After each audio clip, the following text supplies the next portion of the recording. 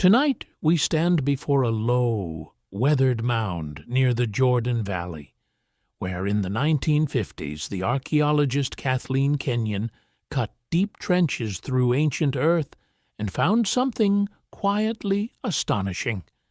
Beneath later ruins, beneath pottery, beneath the ages of kings and armies, she uncovered layers of human life reaching back toward roughly 9,000 years before the Common Era. The site is known as Tel Sultan, ancient Jericho, and its remains are still discussed by archaeologists, museum scholars, and university researchers as one of the earliest places where people gathered, built, buried, and stayed. So, before you get comfortable, take a moment to like the video and subscribe, but only if you genuinely enjoy what I do here. And as the night settles in, tell us where you are watching from and what local time it is where your room has gone quiet. You are not entering a city in the familiar sense. There are no palaces, no written laws, no royal tombs shining with gold. There is only earth, stone, water, and the patient evidence of hands. You stand at the edge of a mound shaped by thousands of years of returning footsteps. The air feels dry against your lips. Dust rests on the skin like fine ash from an old hearth. Somewhere nearby, spring water moves through reeds with a sound too soft to command attention, yet powerful enough to change human history. Jericho does not rise before you as a monument. It waits under you. That is the strange thing about very old places. They do not always impress the eye at first. They are not built to perform for visitors with cameras and sensible shoes. They hide inside layers, inside soil, inside broken walls that no longer remember their builders. A mound like this can look almost modest beneath the huge pale sky. Yet every handful of earth holds the remains of decisions once made by living people. Someone chose to sleep here. Someone chose to build here. Someone chose not to move on, and that choice matters. Long before recorded history, when glaciers had retreated and landscapes were changing, small human groups across the Near East were experimenting with new ways of living. They were still hunters, gatherers, foragers, observers of rain and hoofprints and ripening seed. But in certain favored places, people began returning again and again. They came where water endured. They came where plants grew thick. They came where animals passed. At Jericho, the spring offered a rare promise in a hard country. It whispered in its own patient language. Stay. Modern archaeological research places early settlement at Tel Sultan among the pre-pottery Neolithic traditions of the Levant. That phrase sounds tidy, perhaps even dull, the kind of label that sits politely in a museum case. Yet behind it is something far more human. It means people were living in communities before pottery became common. They shaped stone, plastered floors, stored food, raised walls, and created shared spaces while still standing on the far side of many inventions we now imagine as basic. No writing kept their names. You may picture the morning there, though carefully, without making it too perfect. The sun climbs over the hills with a white heat that promises little mercy by noon. Smoke lifts from simple hearths. The scent of burned brushwood mixes with damp mud and crushed plants. Feet press into packed floors. A child watches an elder trim flint with quick, practiced strikes. Someone carries water from the spring, not as a symbol, but as a necessary weight against the hip. This is not the grand drama of crowned rulers. It is quieter and perhaps more unsettling, because when you look closely, you begin to sense that history did not begin with kings. It began with repeated mournings. It began with ordinary hunger, shared labor, stored grain, remembered paths, and the growing belief that one place could hold a people together. Scholars still debate how we should describe the earliest Jericho. Was it truly a settlement in the full sense, or a large gathering place with seasonal rhythms that hardened over time into permanence? Some researchers are cautious, because the word settlement carries modern expectations. It can suggest streets, institutions, government, and social ranks. Jericho in 9,000 years before the Common Era was not that, or at least not yet. It was something older and stranger, a threshold community, balanced between mobility and staying. That threshold is where the mystery breathes. You feel it in the ground. Not magic, exactly, though old places often invite that kind of thinking. More like pressure. The pressure of thousands of bodies passing through one location until movement becomes memory.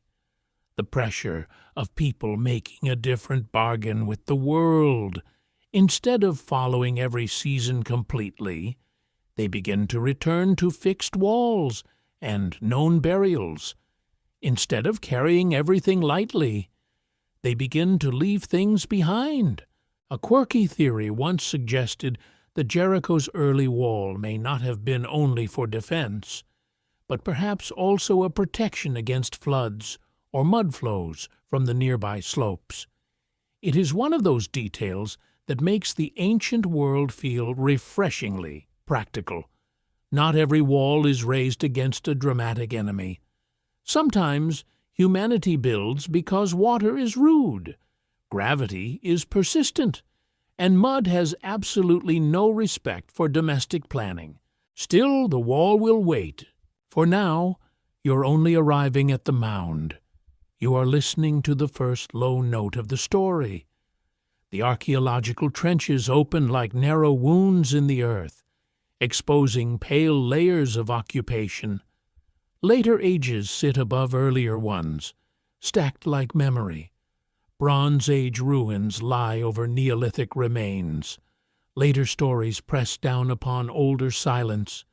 This is how a tell forms, through destruction, rebuilding, collapse, and return. Each generation adding a little height to the home of those before them. The deeper you go, the less familiar the world becomes. Pottery disappears, metal disappears, written names disappear. Even the idea of a city begins to dissolve. Yet human intention remains visible. You find stone foundations, plaster surfaces, burials, tools, and architecture. You find evidence that people were not merely passing through, they were shaping place into identity. That discovery carries a gentle shock. For centuries, many people imagined civilization as something that arrived almost fully dressed, wearing crowns, carving laws, and building temples under command. Jericho asks for a slower view. It suggests that the roots of settled life were older, humbler, and more experimental. Before the famous river civilizations, before the pyramids, before the scribes of Mesopotamia, communities were already testing the difficult art of living close together. They were learning cooperation not as a moral slogan, but as daily survival. Your mind drifts across the valley. The night version of Jericho feels cooler now. The heat lifting from the stones, insects begin their small, endless music. The spring continues in darkness, hidden but constant. You imagine people hearing that same water while lying on reed mats. surrounded by walls that smelled faintly of earth and smoke. Perhaps they felt safe. Perhaps they did not.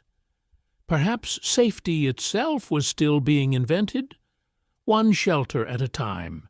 There is an open scholarly debate around how quickly agriculture transformed communities like Jericho. Some interpretations describe a farming revolution, sudden and decisive. Others prefer a slower unfolding, where foraging, cultivation, storage, and animal management overlapped for many generations. In a place like this, the truth may not be a clean turning point. It may be a long hesitation, repeated until it became a way of life. That is often how human change happens, not with trumpets, not with certainty. A few seeds are gathered, a few shelters endure, a few families return. A child grows up knowing one spring better than any other place on earth. Then that child has children, and what was once a camp begins to feel ancestral. Jericho's great age can make it sound like a solved answer, the oldest human settlement ever found, neat and satisfying. Yet archaeology is rarely that obedient. Other sites rise into the conversation, each with its own claim and definition. Some are older ritual centers, some are seasonal camps, some are villages, some are places where the dead gathered more permanently than the living. The question is not only which place is oldest. The question is what we mean by human settlement at all. For the listener drifting in a dark room, that question can become unexpectedly personal. When does a place become home? Is it when you sleep there once, or when your tools remain there? Is it when your dead are buried beneath the floor, or when a wall rises to guard what you fear losing? Is it when the land remembers your footsteps after your body is gone? At Jericho, the answer is buried, but not silent. The mound does not shout its truth. It lets you approach slowly, through heat, dust, stone, and water. It offers no single founder, no first mayor, no heroic architect standing proudly beside a plan. Instead, it gives you many unnamed lives pressed together by need and habit. That may be the deeper revelation. The oldest chapters of settlement were not written by rulers. They were composed by families, workers, children, mourners, and careful hands smoothing mud into walls. Perhaps that is why Jericho still feels so powerful. It is ancient, yes, but not distant in the way marble statues are distant. It is ancient in the way a doorway is ancient, in the way a hearth is ancient, in the way a cup of water placed beside a sleeping child is ancient. You stand beside the mound a little longer. The stars gather above the valley, cold and numerous, watching the same earth that held those first clustered homes. Beneath your feet, the hidden layers remain. They do not give up everything. They never have.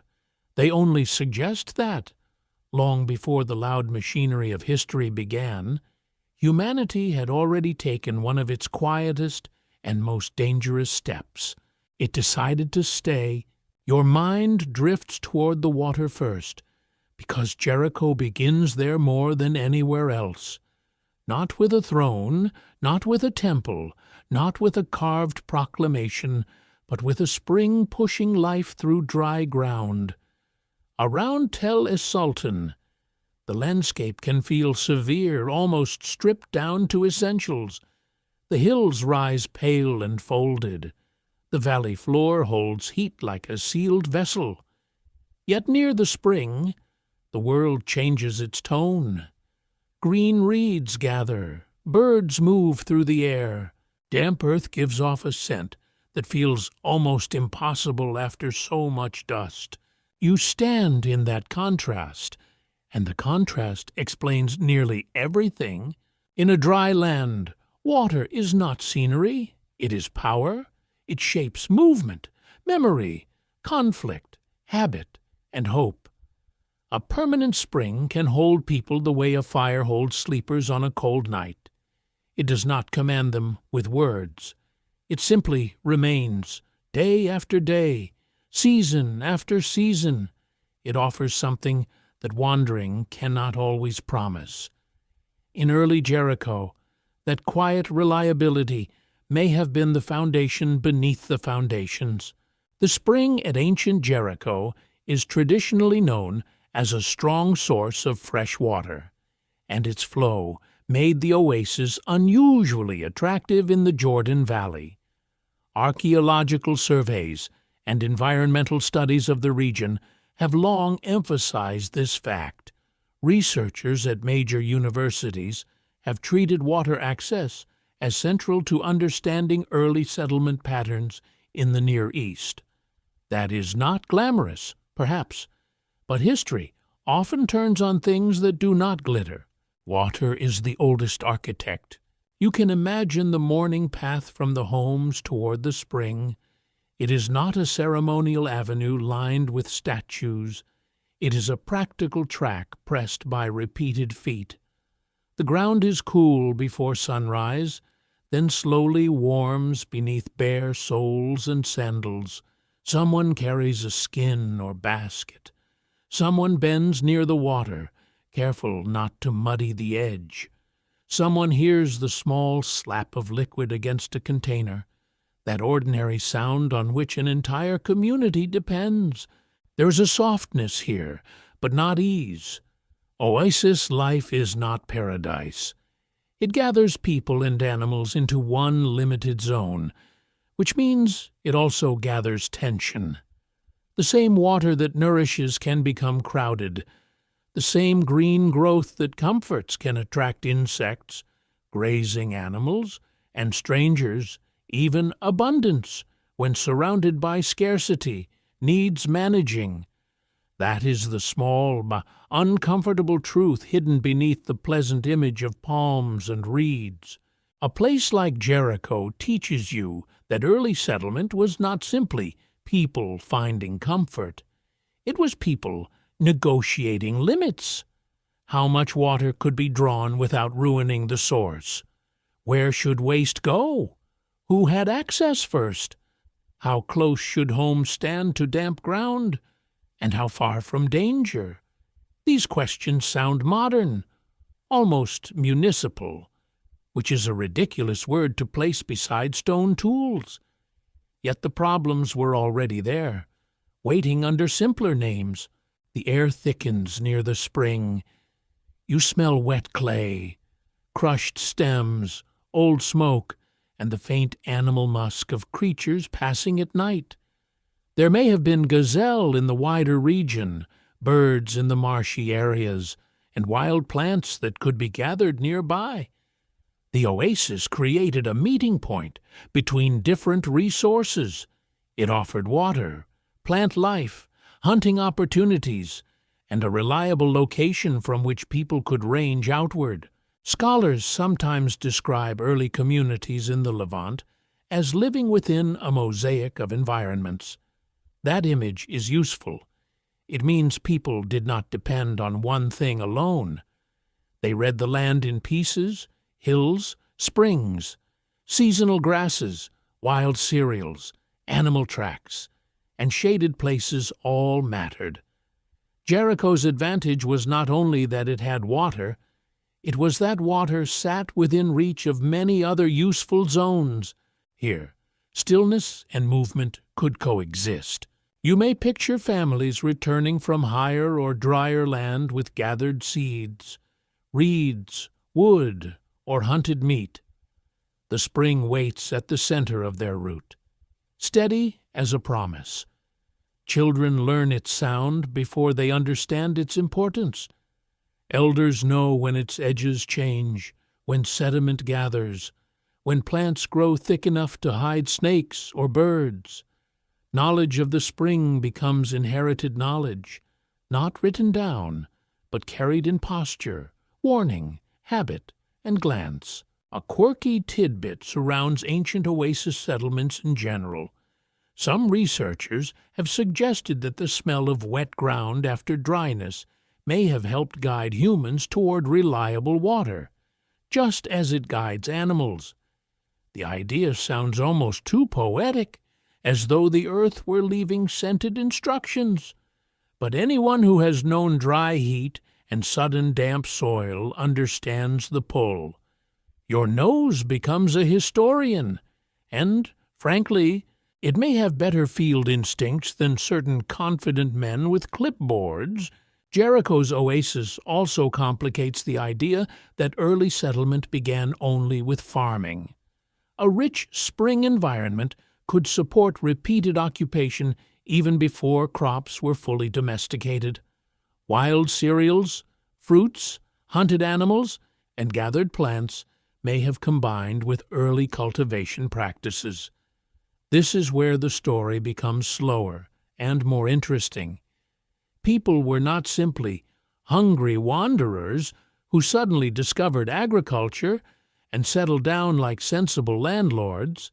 They were skilled observers adjusting to landscapes that rewarded memory. An open debate among archaeologists concerns the relationship between climate change and settlement.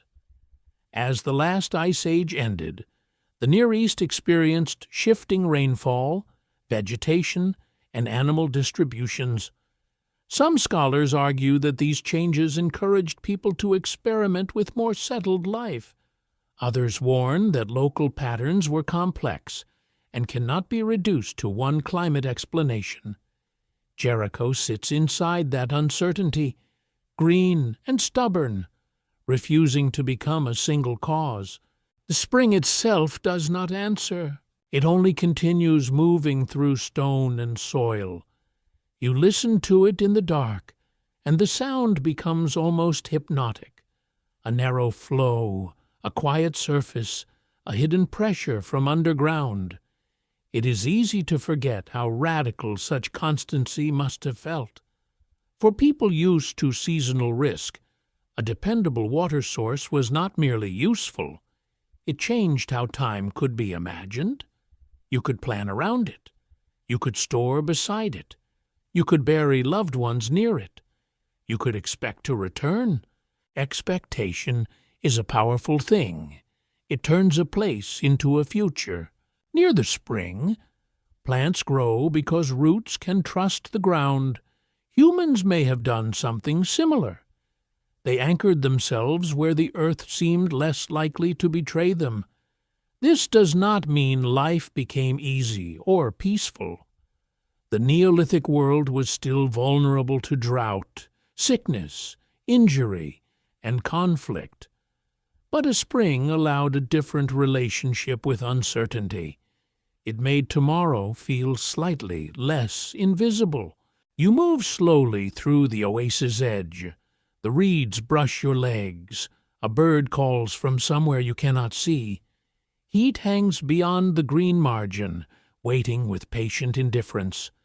The settlement rises nearby, made of mud, stone, labor, and repetition. It does not look grand, but grandeur is not the measure that matters here. What matters is endurance. What matters is that people returned enough times for Earth to become layered with their presence. Records of excavation confirm that Jericho's early occupation was not a passing footprint. It developed across many phases, with architectural remains showing organized activity and repeated rebuilding. Oxford and other research traditions in Near Eastern archaeology have treated Tel es-Sultan as vital evidence for understanding how settled communities formed before the familiar markers of civilization appeared. The spring gives that evidence its setting. Without water, the mound would likely be only dry ground with a view. With water, it became a human experiment. There is something slightly unsettling about that. We like to imagine that humans chose settlement because settlement was clearly better. But Jericho suggests a more delicate bargain. Water draws people together, and togetherness creates new needs.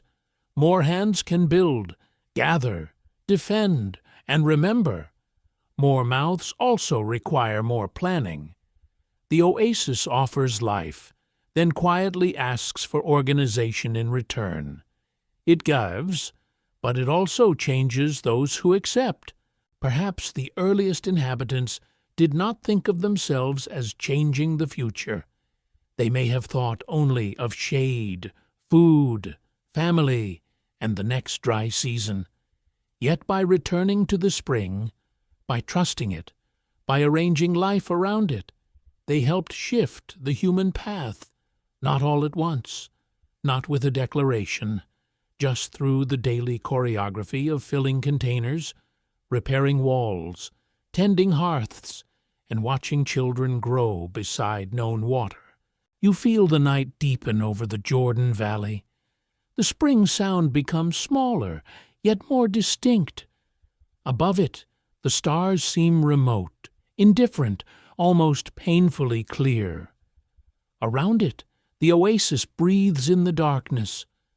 The old settlement rests close by, held in the memory of mud and stone.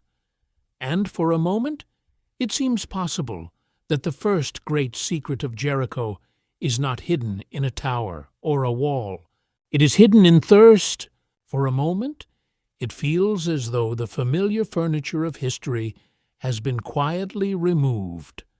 There is no pottery resting beside the hearth, no bronze blade catching the morning, no wheel track pressed into dust, no written sign naming a ruler or counting grain.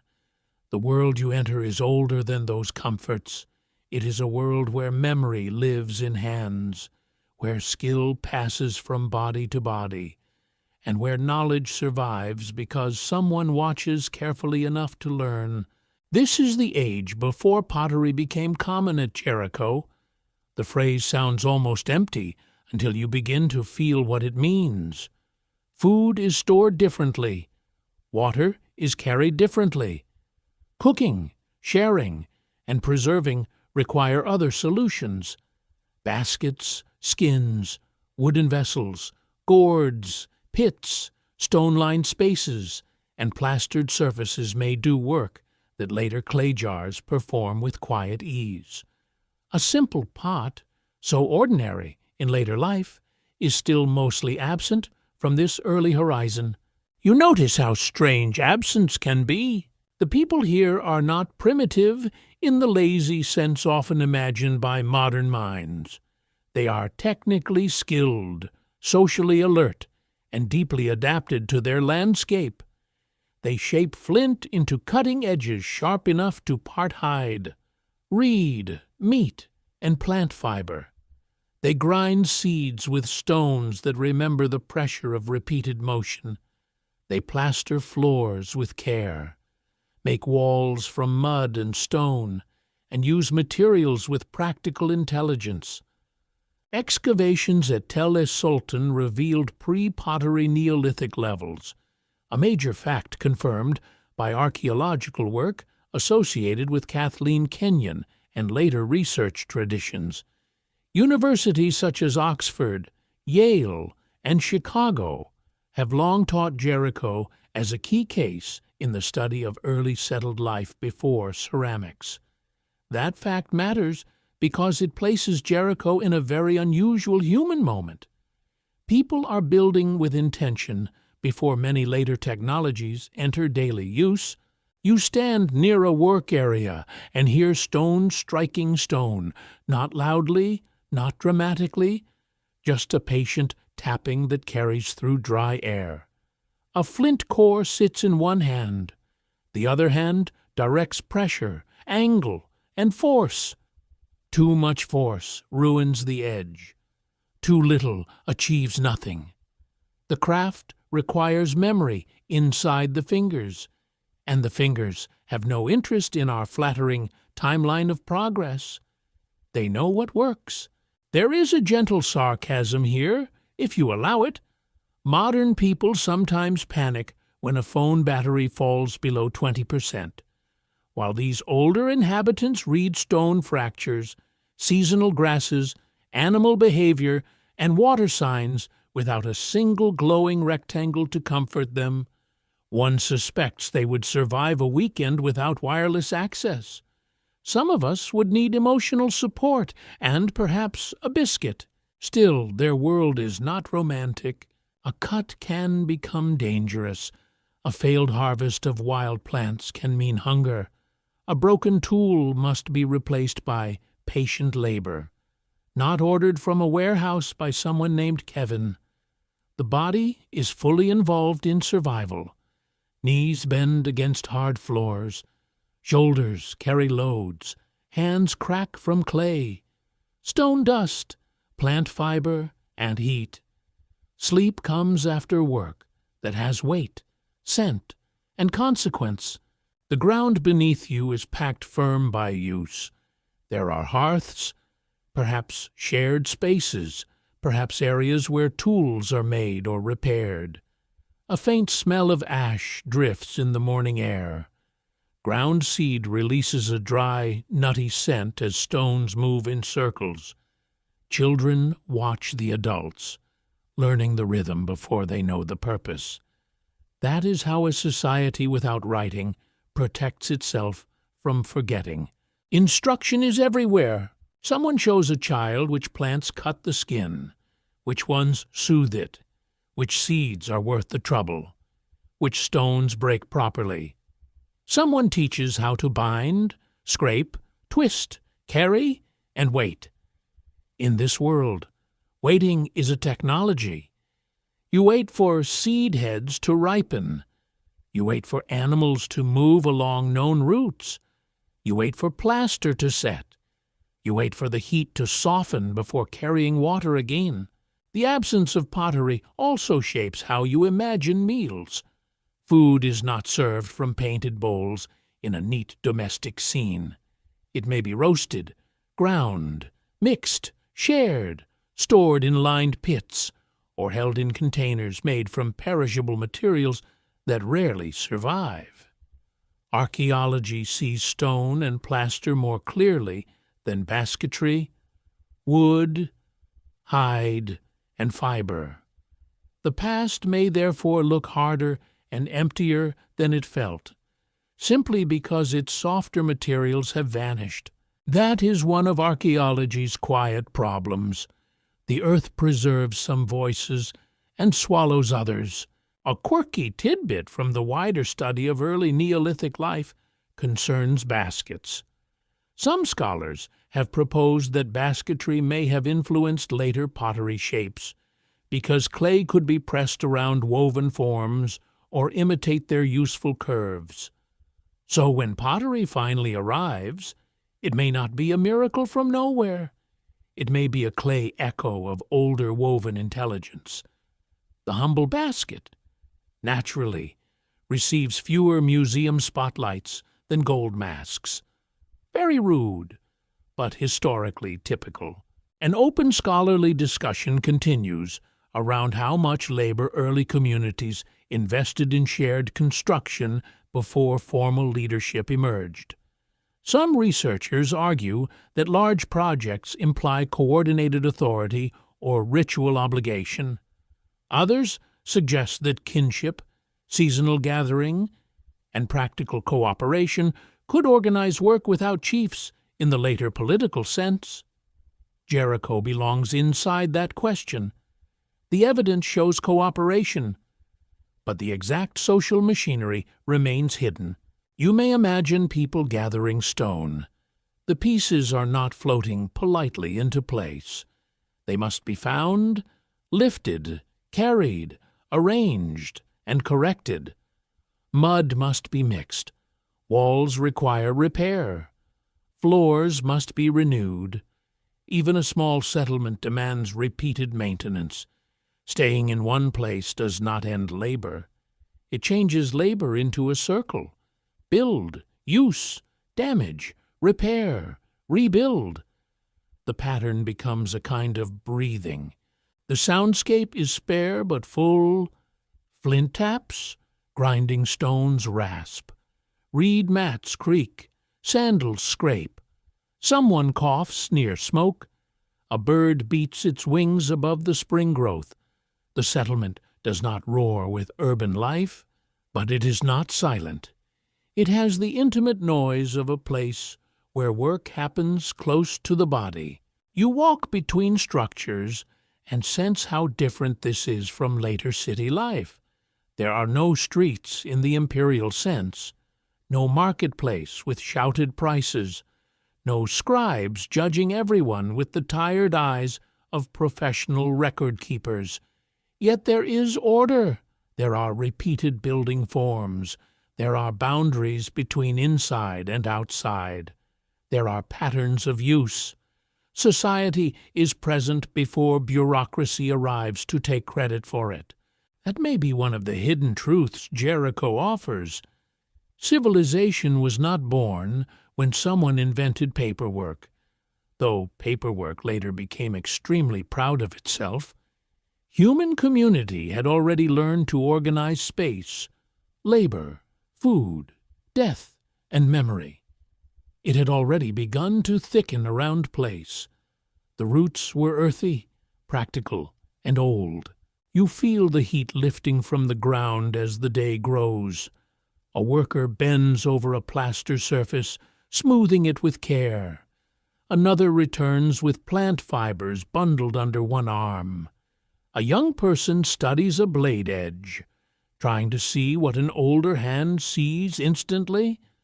The community survives not because one invention saves it, but because many small competencies overlap. This is not a single breakthrough. It is a web. Mainstream research in scientific journals has often emphasized that the Neolithic transition was uneven across regions.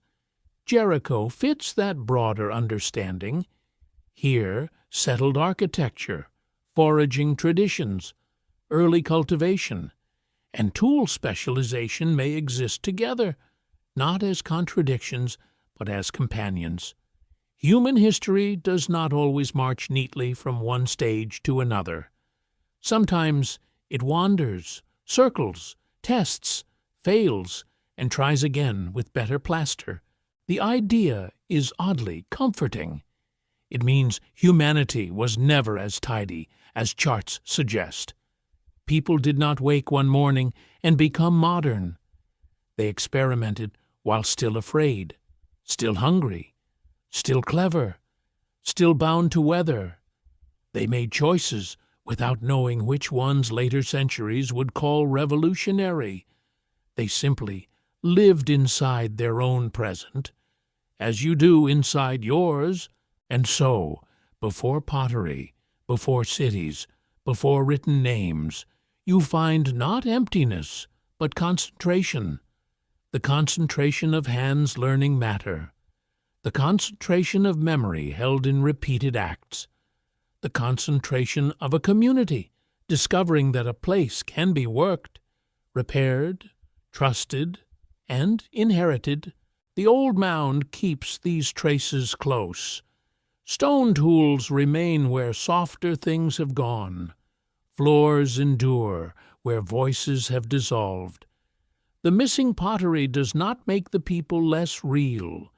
It only asks you to listen differently, beneath the clatter of later civilization, for the quieter sound of stone, seed, ash, and breath. In the warm silence of the mound, the wall appears almost too early for comfort. You expect walls to belong to kingdoms, borders, guards, taxes, and the usual human talent for making neighbors nervous. Yet here, in a world before writing and metal, a stone barrier rises from the earth with a presence that feels strangely mature. It is not a palace wall. It is not a city gate carved with royal boasts. It is older, rougher, and more mysterious. You stand beside its remains and let the question settle slowly. Why would people so early build something like this? The famous stone wall of Neolithic Jericho became one of the site's most remarkable discoveries. Kathleen Kenyon's excavations revealed a substantial structure associated with early occupation levels, and it helped make Tel es Sultan central in discussions of the first settled communities. Archaeologists have often described the wall as one of the earliest large communal constructions known from such a period. That fact alone feels quietly astonishing. It suggests coordination, repeated effort, and some shared reason strong enough to gather many hands. Stone does not arrange itself. To build a wall, people must first agree that a wall matters. They must quarry or gather stones, move them, fit them, stabilize them, and maintain them after weather, and use begin their patient attack. A wall is not only architecture, it is a social decision made visible. It turns labor into boundary. It says that something inside is different from something outside. Whether that difference is safety, identity, ritual, or simple practicality remains the lingering uncertainty. You run your hand across imagined stone. It is rough, sun-warmed, and unpolished. Dust gathers in shallow cracks. Lizards might pass between fragments in the heat of the day. The barrier would not have looked like a later fortress, with towers and soldiers in neat ranks. It may have been lower, repaired, uneven, and shaped by the materials at hand. Yet to those who lived near it, it would have changed the feeling of the settlement. A wall alters the body. Inside a wall, people move differently. Children may be watched with less panic. Stored goods may feel more secure. Animals may be kept away more easily. Outsiders must approach through controlled points, or at least become noticeable as they cross a threshold. Even when a wall is not built for war, it creates a psychological line. It teaches everyone to think in terms of within and beyond. That may be one of its deepest effects. The wall makes place more deliberate. A cluster of houses becomes a protected space, a recognized space, perhaps even a remembered space. You can picture someone returning from the dry land beyond and seeing the line of stone ahead. Not a grand skyline. No, nothing that would make a travel brochure behave dramatically, but a visible sign that this place has edges, and within those edges, familiar lives continue. For many years, the wall was often interpreted as defensive. That is understandable. Modern minds meet a wall and immediately imagine enemies, because apparently we are a very cheerful species. In that reading, Jericho's inhabitants may have feared raiders, rival groups, or conflict over resources. A permanent spring, food storage, and gathered population would make a settlement valuable. Valuable things attract attention. Walls can answer attention with stone, yet the defensive interpretation is not the only one. Some scholars have argued that the wall may have helped protect against flooding, erosion, or seasonal runoff from the nearby landscape. In this view, the wall is less about arrows and more about mud. This may sound less dramatic, but it is not less important. Water can nourish a settlement, then arrive in the wrong form and threaten floors, stores, and sleeping places. An ancient community might build not against an army, but against a hillside behaving badly. There is something refreshingly humbling about that possibility. We imagine the great mystery of the oldest wall, and perhaps part of the answer is that rainwater needed better manners. The ancient world often refuses our preference for cinematic villains. Sometimes the antagonist is sediment. Sometimes the monster is erosion. Sometimes the heroic defender is drainage, which never gets the musical score it deserves. An open debate remains around whether Jericho's wall should be seen primarily as defense, environmental management, social symbolism, or a mixture of several purposes. Researchers from major institutions have approached this question carefully because the same structure can hold more than one meaning. A practical wall can become a symbolic wall. A flood barrier can become a social boundary. Architecture does not always stay in its original category. Humans are very good at adding meanings to useful things. You consider the labor again. If the wall protected fields, homes, stores, or sacred space, the community still had to organize work. Who gathered the stones? Who decided the line? Who repaired the weak points after storms? Was there a recognized leader? Or did kin groups cooperate through obligation and custom? These questions remain difficult because the wall gives evidence of action, not minutes from the meeting. Very inconsiderate of it. Still, the wall speaks in its own material way. It says that people here were investing in permanence. A mobile camp does not usually spend such effort on heavy stone boundaries. A group passing briefly through the oasis would not build with such commitment unless the place mattered beyond a single season. The wall suggests expectation. It suggests return. It suggests that the settlement had become important enough to defend, direct, define, or preserve.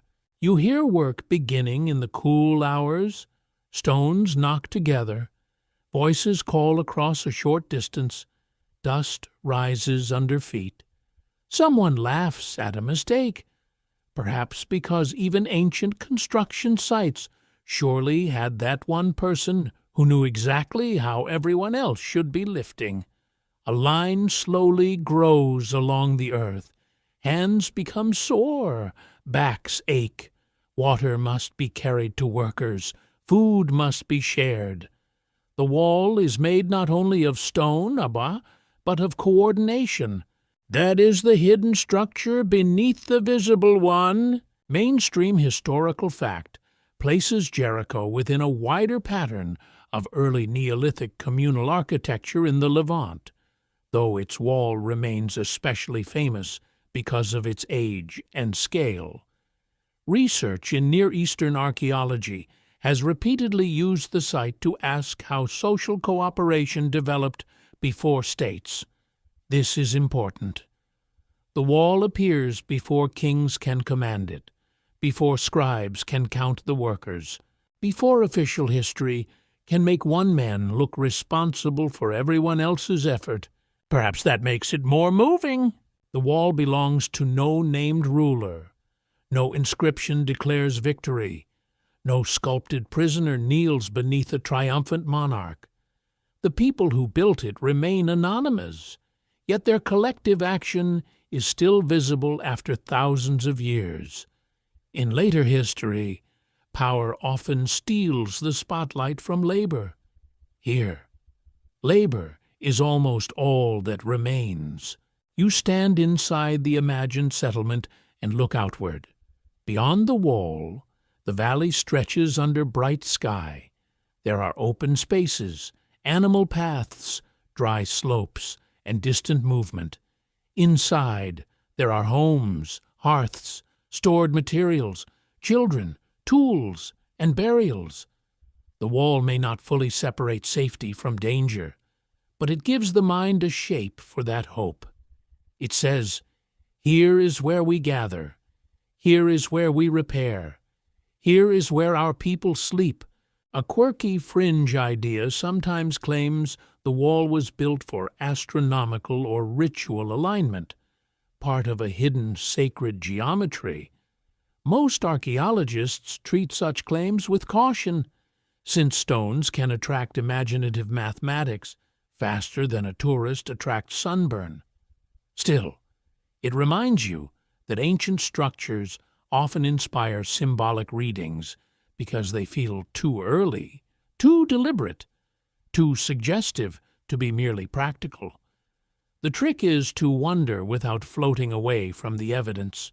The wall may have been many things at once. It may have guarded against people, water, animals, anxiety, or forgetting. It may have organized movement, marked belonging, and made shared labor meaningful. It may have started as one solution and slowly gathered other purposes, as human creations often do. A hearth warms food and becomes family. A path guides feet and becomes tradition. A wall blocks danger and becomes identity. The evening cools the stone in your imagination. Shadows lengthen along the ancient boundary. The wall no longer looks like a simple answer. It looks like a question built heavily enough to last. Around it, people continue their ordinary lives, perhaps not realizing that their work will one day make scholars lean forward and argue gently across conference tables. The stones remain patient. They have heard every theory, and they have corrected none of them. You step back from the line of the wall and feel its quiet force.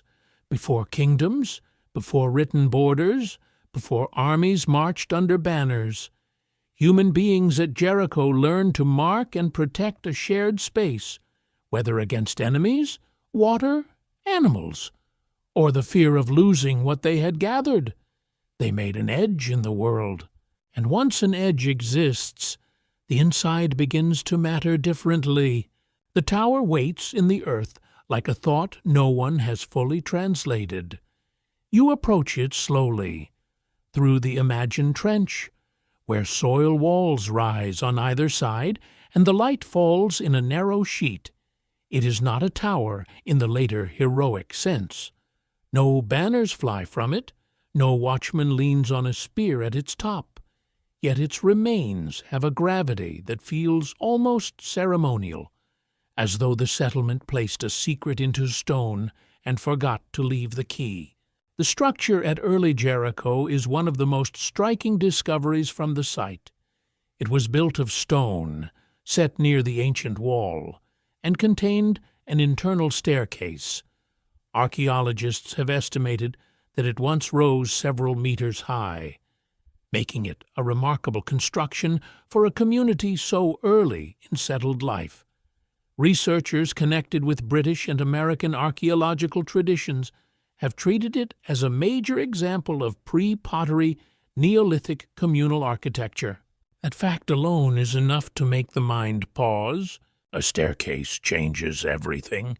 A wall can be explained in many practical ways, even if those explanations remain uncertain. A tower with steps invites a different kind of attention. Steps imply ascent or descent. They imply bodies moving in a planned rhythm through enclosed space.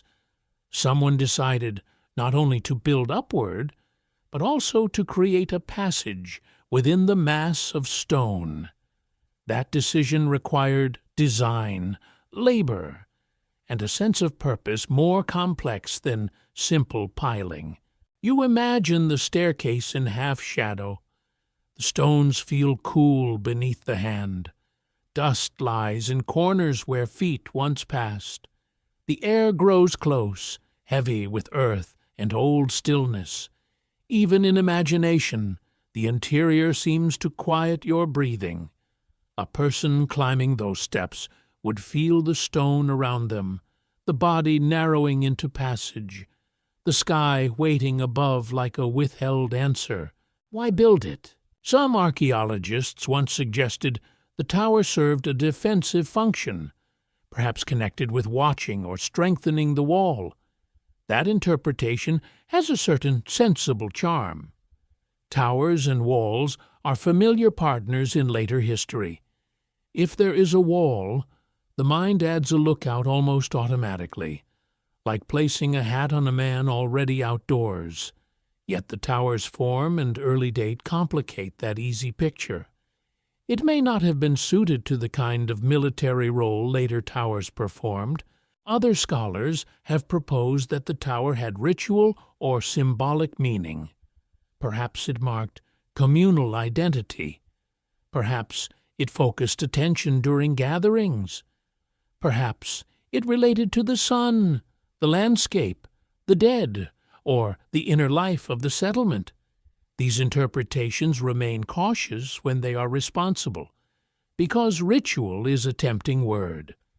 Archaeologists sometimes use it when an object is important, strange, and refusing to explain itself politely. Still, strangeness matters. You stand at the base and imagine the labor. Stones had to be collected and carried by people without carts or metal tools. The work required planning across days, perhaps seasons. Food had to be supplied. Children had to be watched. The injured, the tired, and the very practical complainers had to be managed.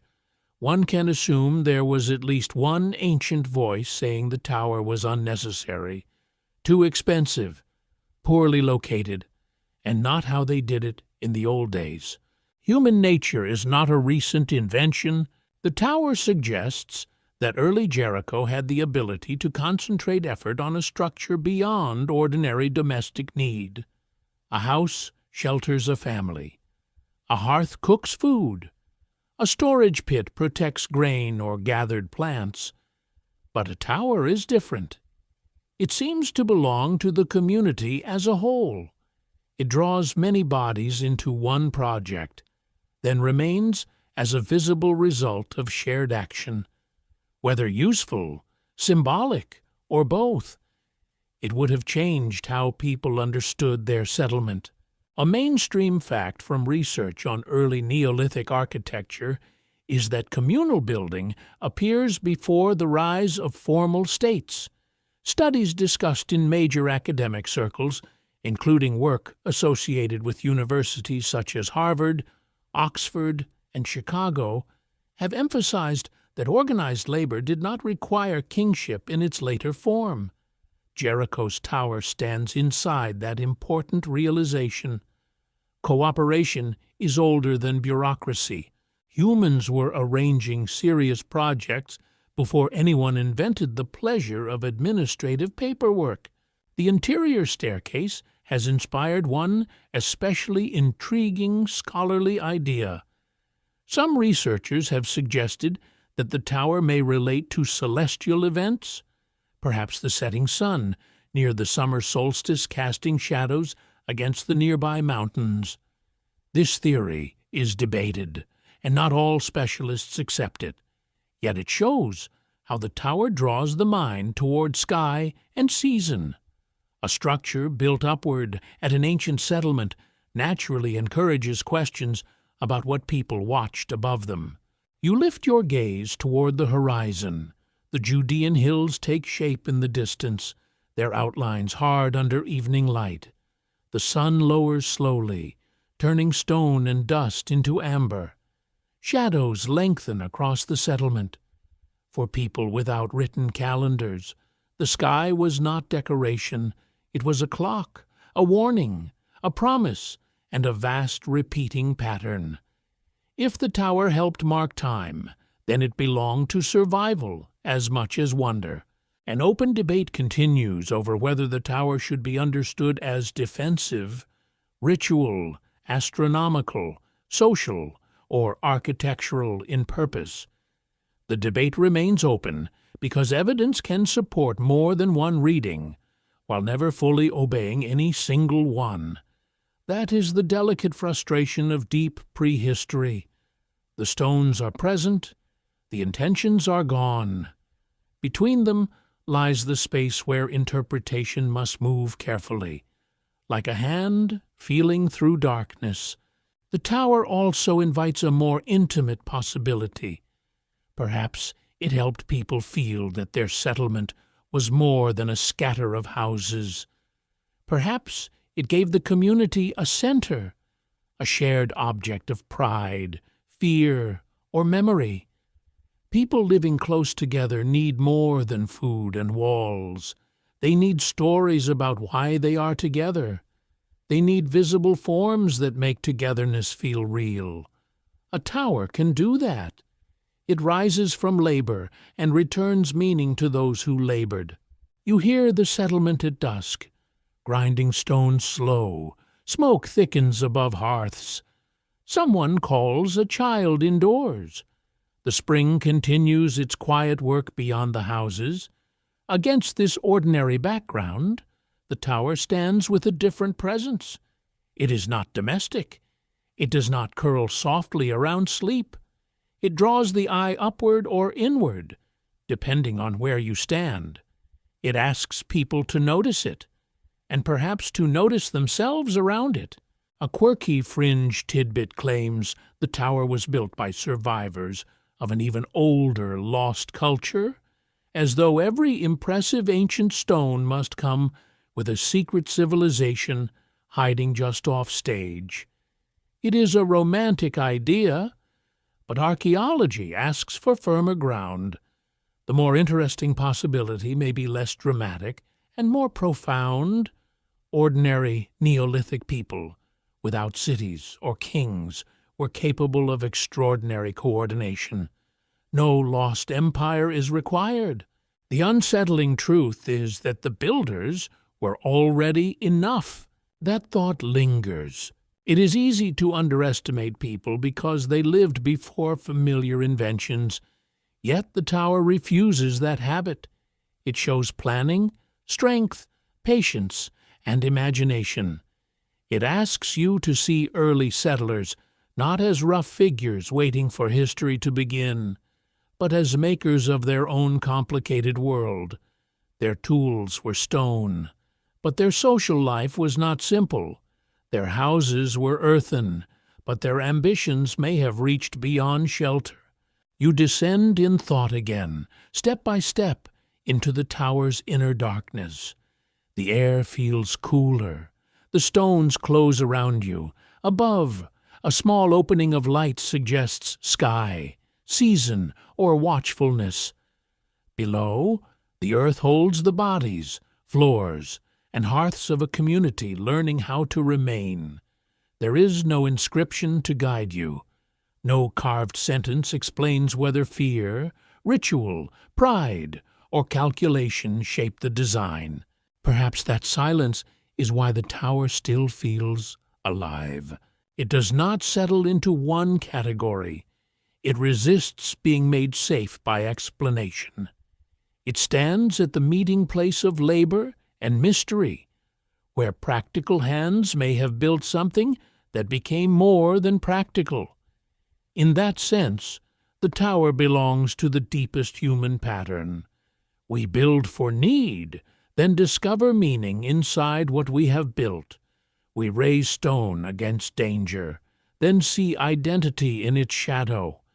We make steps, and then wonder where they were truly meant to lead. The night gathers around the mound. The tower remains buried, exposed, studied, measured, and still not fully understood. It is not loud, it is not golden, it is not the work of kings. Yet it carries one of Jericho's most powerful questions in its stones. What were people reaching toward when they first learned to stay? The homes of early Jericho draw your attention away from monument and mystery toward something quieter and perhaps more intimate. Here, the story lowers itself to the level of floors, thresholds, hearths, and sleeping bodies. A wall may define a settlement, and a tower may trouble the mind. But a house asks a different question.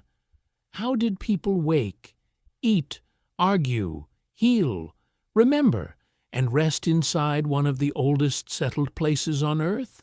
You step across the outline of a dwelling, careful in imagination, as though even thought might disturb the packed earth. The earliest homes at Jericho included rounded structures, later joined by more rectangular forms as building traditions changed. Archaeological records confirm that these houses were made with mud, stone, reeds, and plastered surfaces, shaped by materials close at hand. Research traditions associated with institutions like University College London and the University of Chicago have treated these changing house forms as important evidence for social transformation in early communities. A house is never just a shelter. Its shape teaches people how to live together. A round house gathers movement around a center. A rectangular room creates corners, edges, storage zones, and clearer divisions of space.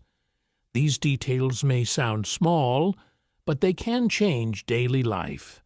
Where food is stored, where children sleep, where tools are kept, where the dead may be remembered. All of it gives rhythm to the family. Architecture quietly trains behavior. It is very bossy for something made of mud. The smell inside is dense and human. You sense clay drying in the warmth, smoke caught in roof materials, crushed reeds, old ash, sweat, stored plant matter, and perhaps the sour trace of animal skins. Light enters softly, not through glass, but through openings and doorways. Shadows cling to the lower walls. The floor feels hard beneath the feet, smoothed by repeated use and repaired when cracks appear. Nothing here is decorative in the royal sense, yet everything is touched by care. Care leaves marks. A plastered floor takes labor. Mud bricks or packed walls require maintenance. Roofs of reed, timber, brush, and earth must be watched after wind or rain. Domestic life is not the easy opposite of survival. It is survival arranged into routines. Someone sweeps, someone patches, someone moves stored food away from dampness. Someone keeps insects from becoming too enthusiastic about the household economy, which insects have always considered their personal inheritance. You notice how close people must be to one another. These are not spacious homes built for privacy, as modern people understand it. They are intimate, crowded, alive with shared breath and shared sound. A sleeping child turns near an elder. A toolmaker works close enough for others to hear the precise crack of stone. A meal is prepared within sight of those who will eat it. Even silence is communal. Modern people often think of privacy as natural, but at Jericho it may have been rare. The self was shaped by kin, work, smell, obligation, and the constant presence of others. You would know who was sick, who was hungry, who was angry, who was lazy, and who pretended not to be lazy while standing very convincingly near the tools. Community has always been a generous supplier of opinions, yet closeness can also protect. In a small house, warmth gathers. Stories pass easily. Skills are learned by watching. Fear in the night is shared rather than carried alone. The home becomes a vessel for memory, not because anyone writes family history, but because repeated actions soak into the place. The same corner holds tools. The same floor receives sleepers. The same doorway frames the morning light. A mainstream fact from Neolithic archaeology is that changes in house form often reflect deeper shifts in settlement life. Rectangular architecture, in particular, can allow easier expansion, shared walls, and denser arrangement. Scholars at Oxford and other major research centers have discussed how such changes may connect with growing social complexity. Jericho's houses, therefore, matter not only as homes, but as clues to how people organized themselves when staying became ordinary. The quirky fringe tidbit here is wonderfully domestic. Some writers have imagined early Neolithic houses as peaceful little garden cottages, as if the residents spent their time arranging reeds and feeling spiritually balanced.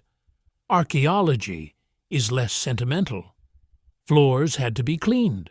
Smoke irritated eyes. Pests came uninvited. Roofs leaked, and neighbors were almost certainly audible. The ancient home was sacred in its way, but it was also probably a bit of a mess. History, inconveniently, has chores. You kneel near the remains of a floor and imagine hands smoothing wet plaster. The material is cool at first, then slowly firms. It catches fingerprints and tool marks before drying into a surface fit for walking, sleeping, grinding, and storing. Such a floor reveals investment. People do not make a carefully finished surface for a place they expect to abandon tomorrow. They make it because the ground beneath them has become part of their lives. There is a scholarly debate over how households functioned in the earliest settled communities. Some researchers see the household as the main unit of production, storage, and social identity. Others argue that communal ties may have been stronger than individual family boundaries, especially where shared labor and ritual spaces mattered. Jericho does not offer a simple answer. The houses show domestic life, but the settlement also shows collective projects. The private and communal worlds seem to overlap. That overlap is important. A family may grind grain or prepare food inside a dwelling, but the wall and tower require effort beyond one household. Children belong to homes, but they also grow inside the wider settlement. Ancestors may rest beneath floors, but memory can extend beyond one room. Jericho's domestic architecture suggests a society learning to balance closeness and scale. People are not scattered bands, yet they are not citizens of a state. They inhabit something in between. You hear sandals scraping near a threshold. The sound is small, but it carries meaning. A threshold is one of humanity's oldest inventions in feeling, even when it is simple in form. It separates outside dust from inside life. It marks entry, return, permission, and belonging. Someone crossing it brings news, food, trouble, or comfort. A doorway does not need decoration to become important. The houses may also have held memory through objects. Stone tools, grinding stones, beads, baskets, mats, skins, stored seeds, and personal items would create familiar arrangements. Many objects have vanished because they were made from perishable materials. Archaeology often gives us the skeleton of domestic life, not its full body. Wood rots, cloth disappears, reed decays. The past loses its softness first. This matters because the homes of Jericho were likely warmer, more textured, and more crowded with things than the surviving remains suggest. There may have been hanging bundles, woven containers, sleeping mats, repaired handles, cords, ornaments, and tools shaped by long use. The ancient interior was not empty. It was full of practical life, the kind that rarely survives politely or excavation. A late afternoon light enters your imagined house. Dust turns gold in the air. A grinding stone rests near the wall. Someone has left a chipped blade beside plant fibers. The plaster floor holds faint traces of movement, not visible now, but once made by thousands of crossings. You feel the quiet weight of repeated days. This is where history becomes almost too ordinary to notice, and therefore very powerful, because settlement is not only the building of walls, it is the creation of mornings that resemble one another enough to become tradition. It is the placement of food in the same area, the repair of the same roof, the return to the same sleeping place. It is learning the sound of your own household in darkness. It is knowing where your hand will find a tool before light enters. The homes of Jericho suggest that belonging was built from clay as much as from belief. People shaped mud into walls, then walls shaped people into neighbors. They plastered floors, then floors taught bodies where to gather. They slept close to one another and close to memory. In such spaces, permanence became physical. It had a texture, it had a smell, it had a doorway, and beneath the great questions of human origins, this may be one of the gentlest truths. Before history became a record of rulers and wars, it was a record of people trying to make a room hold together against heat, dust, weather, hunger, and time. Beneath the floors of Jericho, the dead do not seem entirely gone. They remain close to the places where people eat, sleep, work, and wake. This closeness gives the settlement a different kind of depth. Not only the depth of years, but the depth of memory pressed under the feet. You step softly through the imagined house, and the ground no longer feels like simple earth. It feels like a boundary between daily life and something older than words. Archaeologists uncovered burials beneath domestic floors at Jericho, including skulls that had been separated from bodies and modeled with plaster. Some of these skulls were given facial features, with shells sometimes set into the eye sockets. This practice is one of the most famous and haunting discoveries from the pre-pottery Neolithic Levant. Researchers at institutions such as the British Museum, the University of Cambridge, and major American universities have discussed these remains as evidence for complex ancestor practices. That fact is quiet, but powerful.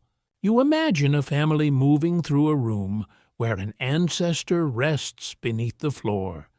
Not far away, in a cemetery beyond the settlement, not sealed in a royal tomb, not hidden in a distant sacred landscape, close, beneath the familiar surface, under the same space where grinding stones rasp, children sleep, and smoke gathers under the roof. The dead become part of the house's foundation, not only physically, but emotionally. It is intimate, almost too intimate. The plastered skulls are especially difficult to forget. A skull is already a strong object, stripped to the architecture of the human face. But when plaster is shaped over it, when features are restored, when eyes are suggested by shells, it becomes something between person and object. It is not a portrait, as later art understands portraiture. It is not a photograph of the beloved, thankfully, since that would be asking a lot from 9,000 years before the Common Era. Yet it may carry the desire to remember a face. You lean closer in imagination, respectfully. The plaster surface would have softened the starkness of bone. Cheeks, brows, noses, and mouths may have been suggested with care. The result is neither fully alive nor fully dead. It occupies an uneasy middle place. Perhaps that was the point. It allowed the ancestor to remain visible, known, present, or powerful in a form the living could hold in mind. The smell of the house returns around you. Ash, clay, stored plant matter, damp plaster, human warmth. Above the buried dead, life continues with shocking practicality. Someone prepares food. Someone complains about work. Someone sharpens a blade. A child, perhaps, asks a question adults answer gently, or perhaps avoid answering at all. The ancient world was full of sacred things, but it also had tired parents. Some mysteries have always had to wait until after dinner. A mainstream historical fact from Neolithic studies is that ancestor veneration appears across several early farming and settled communities in the Near East.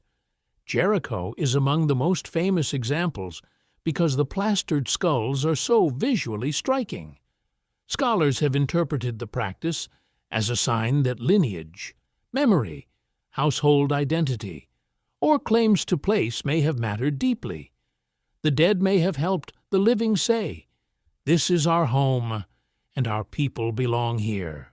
That possibility changes how you understand settlement. Staying in one place is not only about water, food, or walls. It is also about the dead. When ancestors are buried beneath floors, the house becomes a memory chamber. A family's claim to place is no longer only practical. It becomes spiritual, emotional, and genealogical. The ground holds proof of belonging. To leave would not mean simply moving possessions. It would mean leaving those who made the household meaningful. An open scholarly debate continues over whether plastered skulls represent ancestor worship, social ranking, ritual display, grief, or some combination of these. Some researchers stress family identity and reverence for elders. Others ask whether only certain people receive this treatment, suggesting status differences within the community. The evidence is suggestive, but not complete. Jericho gives the face, but not the explanation behind the face. You feel the unease of that gap. One skull may have belonged to someone remembered with affection. Another may have represented authority. Another may have been involved in seasonal rites, household ceremonies, or community gatherings. Perhaps the skulls were displayed for a time and then reburied. Perhaps they were brought out when decisions mattered, when danger came, when children needed to know whose blood and labor had shaped the house. The possibilities move slowly, like shadows along a wall. A quirky fringe tidbit claims that the plastered skulls were attempts to preserve the knowledge of a vanished wise race, which sounds dramatic and conveniently removes ordinary people from their own achievements. Archaeology does not require that leap. The more grounded reading is already strange enough. Early villagers were shaping faces of their dead, keeping memory near, and building emotional continuity into domestic space. Honestly, that is mysterious without inviting space priests to the family meal. The practice also reveals technical skill. Plaster production itself takes knowledge. Limestone must be heated and processed, which requires fuel, temperature control, and repeated experience. Forming features over a skull requires touch and intention. Shell eyes require selection and placement. These skulls were not casual objects. They were made through work, and that work likely mattered. You imagine the moment of making. A skull rests before living hands. The room is quiet, or perhaps filled with murmured instruction. Wet plaster is pressed and smoothed. The maker knows the shape of a brow, the line of a nose, the weight of absence. Maybe they are reconstructing a known face. Maybe they are creating an ideal ancestor, less a personal likeness than a social presence. The act is tender, controlled, and unsettling. Grief becomes craft. That short truth rests heavily. People often think of prehistory as a place without individuality, a blur of nameless bodies and stone tools. Yet the plastered skulls resist that flattening. They suggest that people were remembered, selected, transformed, and kept near. The faces may not tell us names, but they tell us memory had form. They tell us that death was not merely disposal, it was relationship reorganized. You move through the house again, aware of the floor. Every step now feels layered. Above the earth, the living repeat daily tasks. beneath it. The dead help define the space. The house becomes a meeting point between generations. This arrangement may have reduced fear or increased it, perhaps both. The dead can comfort, but they can also watch. Ancestors are rarely passive in human imagination. They bless, demand, protect, judge, and occasionally make everyone behave better than they otherwise would. Or at least that is the idea. Modern research sometimes compares these skull practices with wider patterns of Neolithic ritual across the Levant, though each site has its own details. What makes Jericho so compelling is the combination of early settlement, domestic burial, and facial reconstruction. Here, the beginning of settled life seems bound to the beginning of a different relationship with the dead. Permanence did not only change where people stored food, it changed where they placed memory. You pause near a threshold. Outside, light sharpens on dust. Inside, the floor holds its quiet secret. A young person steps over it without ceremony, because the presence beneath has become part of normal life. That may be the most striking thing. What seems haunting to you may have felt familiar to them. The ancient household did not necessarily separate practical life from sacred memory. It could grind seed above an ancestor and see no contradiction. Perhaps that is why the plastered faces still trouble modern viewers. They refuse our neat divisions. They are art, bone, memory, ritual, and evidence at once. They are personal and communal, tender and severe, human and object. They belong to a time before writing, yet they seem to speak more directly than many inscriptions carved thousands of years later. The faces do not explain themselves. They simply return your gaze, and in that gaze, Jericho becomes more than an old settlement beside a spring. It becomes a place where people learned that staying creates ghosts. Not ghosts in the loud sense, not the theatrical kind that knock over lamps for attention. The quieter kind, the ones held in floors, names forgotten, faces remade, presence carried forward by those still breathing. Beneath the homes, the ancestors wait in silence. Above them, life continues, fragile and ordinary. Between them lies the first deep architecture of belonging, made from plaster, bone, clay, and the human refusal to let the dead vanish completely. The story of Jericho turns now toward seeds, animals, and the slow revolution that rarely announces itself while it is happening. You stand near the edge of cultivated ground, or perhaps near land that is not fully cultivated yet, where wild plants and human intention meet in a gray area. This is the difficult beauty of the early Neolithic world. Nothing changes all at once. People do not wake one morning and declare themselves farmers with a tidy committee and excellent minutes. They adjust, observe, gather, test, and repeat. The ground smells of dry stems and disturbed soil. A hand closes around a head of grain. Another hand sorts seeds by size, usefulness, or simple familiarity. Nearby, animals move across the wider landscape, watched by eyes that know their habits. The people of Jericho are living through a transformation that later historians will call agricultural. Yet to the people inside it, the change may have felt like 1,000 practical choices made under the sun. Archaeobotanical research from early Neolithic sites in the Near East has shown that wild cereals and eventually domesticated crops played a growing role in human diets. Jericho belongs within this wider pattern of changing food production. studied by archaeologists and scientists at institutions such as Stanford, Yale, and Oxford.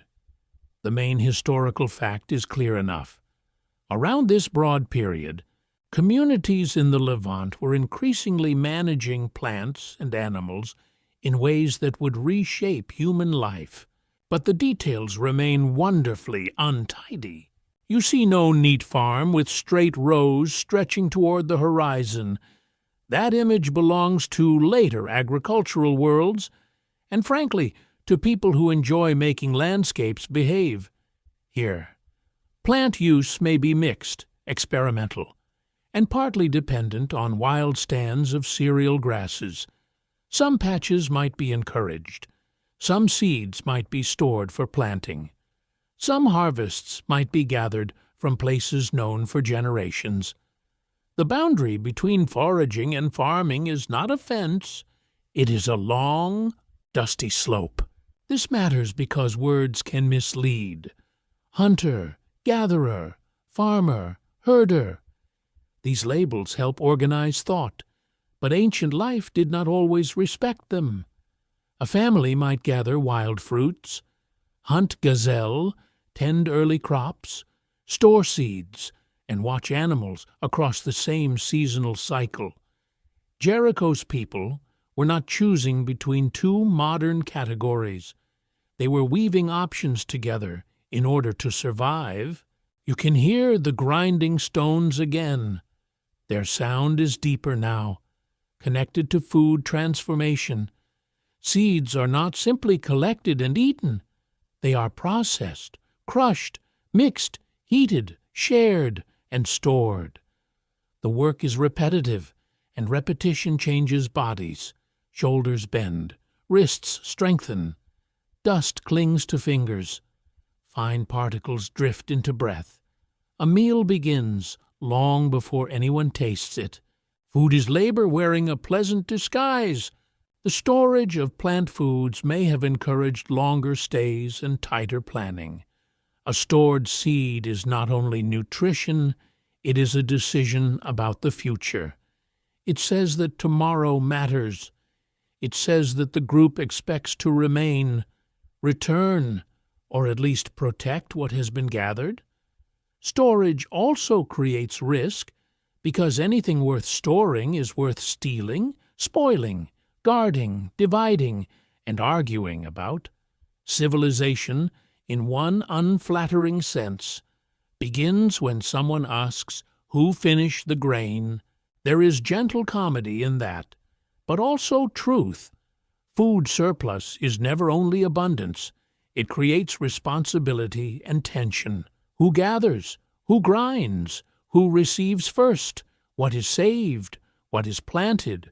What is eaten now because everyone is tired and hungry, and philosophical restraint has left the room?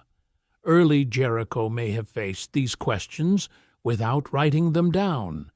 Custom, age, kinship, need, and authority would have shaped answers. The animals add another layer. Goats are often discussed in the wider Neolithic transformation, along with sheep, cattle, and pigs in different regions and periods. At Jericho, evidence for animal use fits into the larger story of changing relationships between humans and other species. Some animals were hunted. Some may have been managed. Some would eventually become part of herding economies. The path toward domestication was slow, practical, and full of negotiation, mostly without the animals signing any paperwork. A quirky tidbit from studies of early herding is that goats, despite their small size, are not exactly humble participants in human plans. They climb, browse, escape, eat things they absolutely should not eat, and look faintly pleased about it. If early people were managing goats, then humanity's agricultural revolution included a great deal of chasing stubborn creatures around stony ground. This detail is rarely carved into grand historical monuments, though perhaps it should be. You picture a child watching goats from a low ridge, learning which animals stay close and which ones are trouble in fur. Adults notice breeding patterns, movement, size, temperament, and the usefulness of milk, meat, hide, horn, or bone. Domestication is not only something humans do to animals, it is a relationship that changes both sides across generations. The animal becomes more dependent. The human becomes more committed. Each begins to shape the other. There is an open scholarly debate about how quickly plant and animal domestication took hold in communities like Jericho. Some researchers emphasize deliberate cultivation and management from an early stage. Others point to long transitional phases where wild resources remained important. Scientific studies in journals such as Nature and Science have supported the view that domestication was not a single invention, but a process unfolding across regions and centuries. Jericho sits within that gradual turning. The word revolution can be misleading. It suggests speed, clarity, and banners. The Neolithic transformation was quieter. It entered through hands, stomachs, storage pits, animal paths, and seed choices. It unfolded in meals and worries. It changed where people lived, how many children could be supported, how land was valued, and how time was measured. Once food production deepened, the human relationship with place became heavier. You feel that heaviness in the soil. A planted field is a promise, but also a tether. Crops demand return. Animals require attention. Stored food must be watched. The more a community invests in a place, the harder it becomes to leave. This can create security, but also dependence. A bad season becomes a crisis not only for wanderers passing through, but for people whose homes, ancestors, and stores are fixed in one location. Settlement and agriculture feed each other. That phrase is simple, yet it contains much of Jericho's importance. A reliable settlement makes cultivation more practical. Cultivation makes settlement more necessary. Storage encourages walls. Walls protect stores. Ancestor burials deepen belonging. Belonging strengthens the desire to defend and remain. No single element creates the whole system. Each one leans on the others until a new way of life becomes difficult to undo. The sunlight fades toward late afternoon. The ground still holds heat. A person returns with gathered plants tied in a bundle. Another tends food near a hearth. Someone checks stored material for damp, insects, or rot. The mood is neither triumphant nor tragic. It is busy, tired, competent, and human.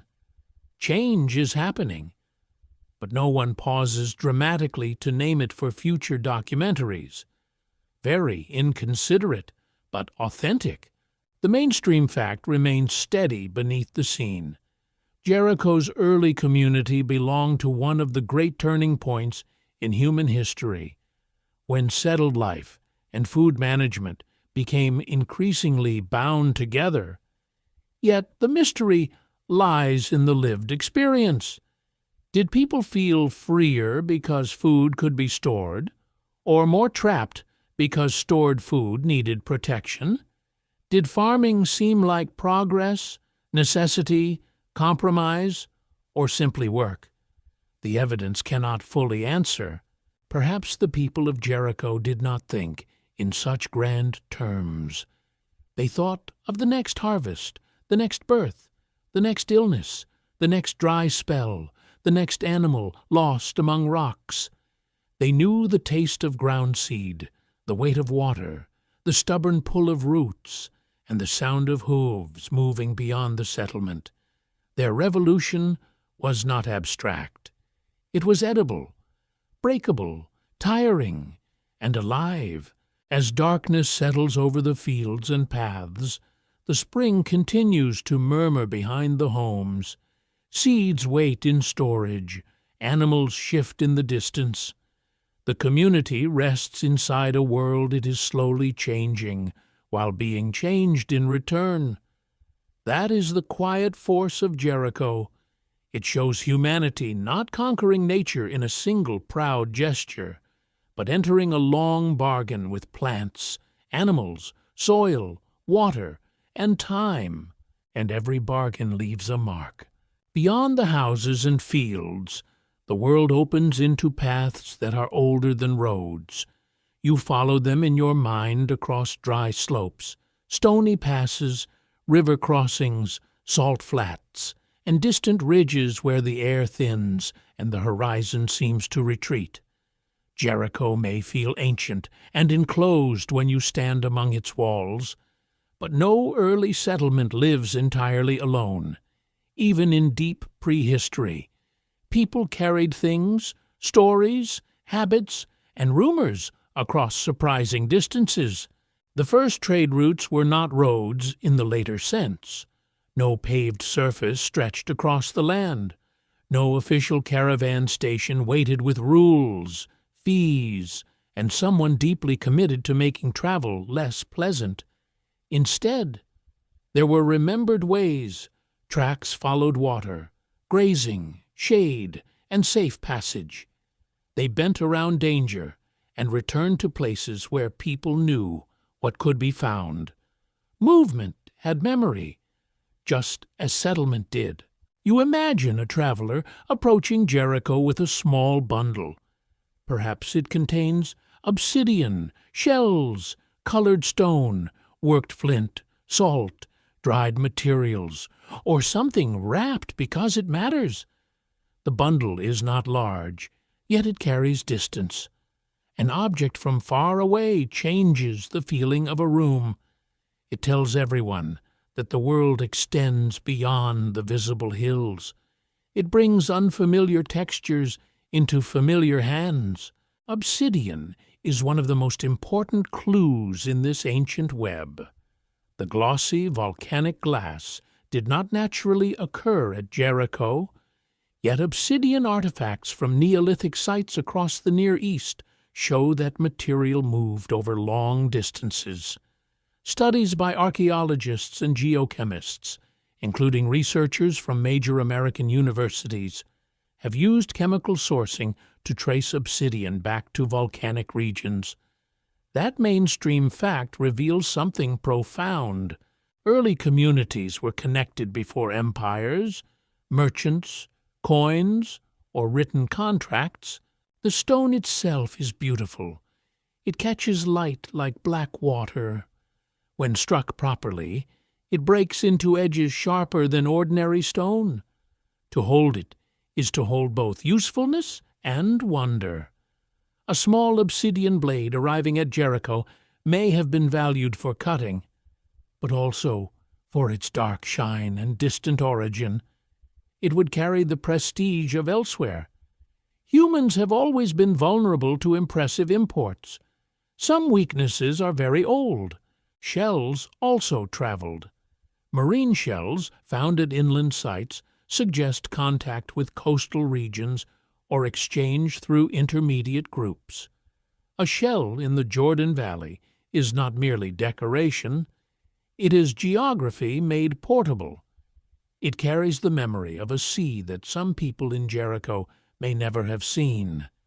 Imagine the object passed from hand to hand, smooth, pale, smelling faintly of nothing by the time it arrives, yet somehow filled with distant water. That is the quiet poetry of exchange. Salt may have mattered too, though it leaves a more difficult archaeological trace. Near the Dead Sea region, salt and bitumen would later become important resources, and the broader landscape offered materials that could attract movement. Salt preserves food, flavors meals, and supports bodies in hot climates. It is humble, necessary, and historically powerful.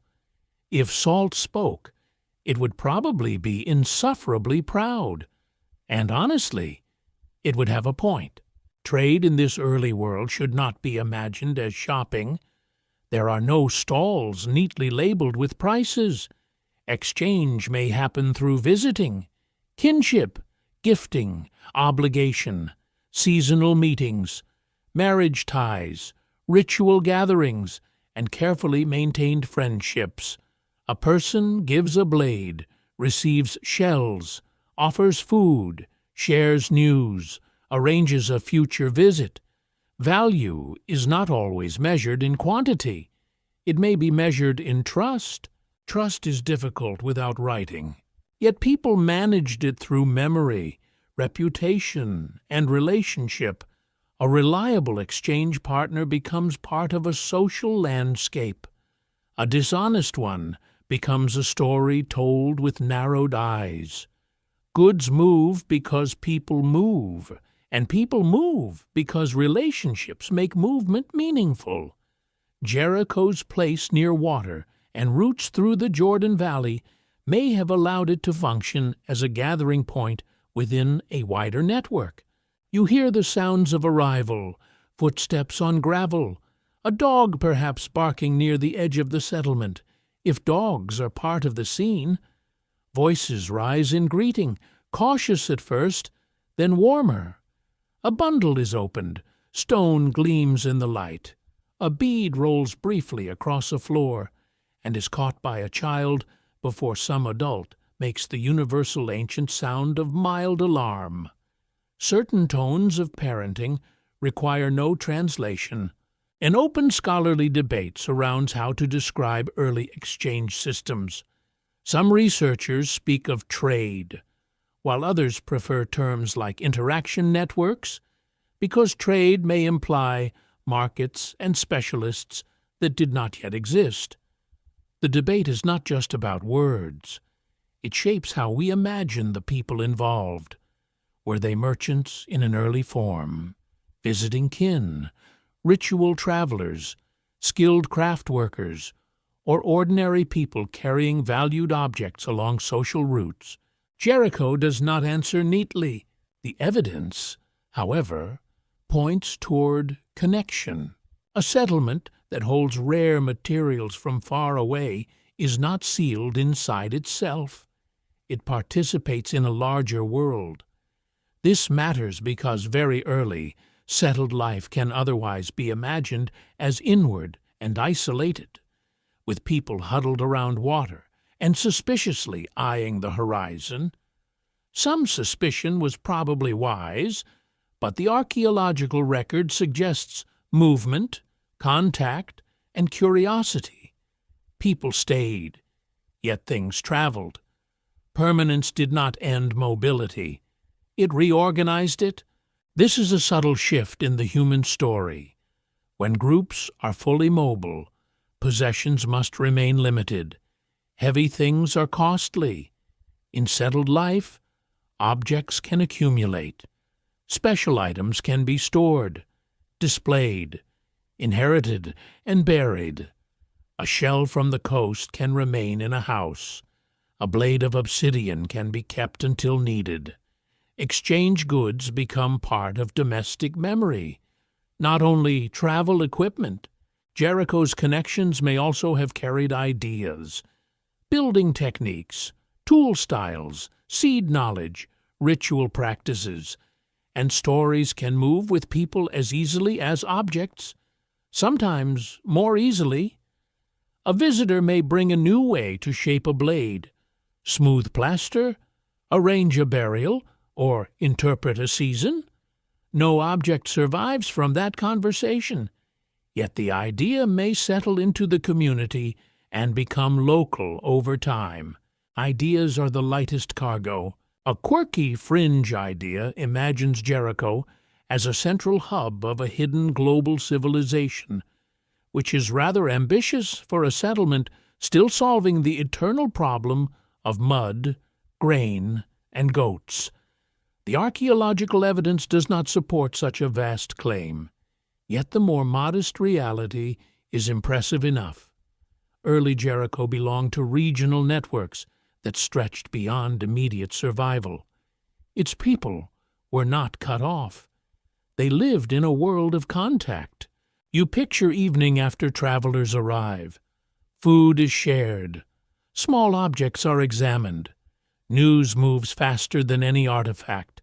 Someone describes a distant spring, a death, a marriage, a dangerous path, an abundant season, a strange group beyond the ridge. The listeners store these words carefully. Information can save a life. It can also create longing.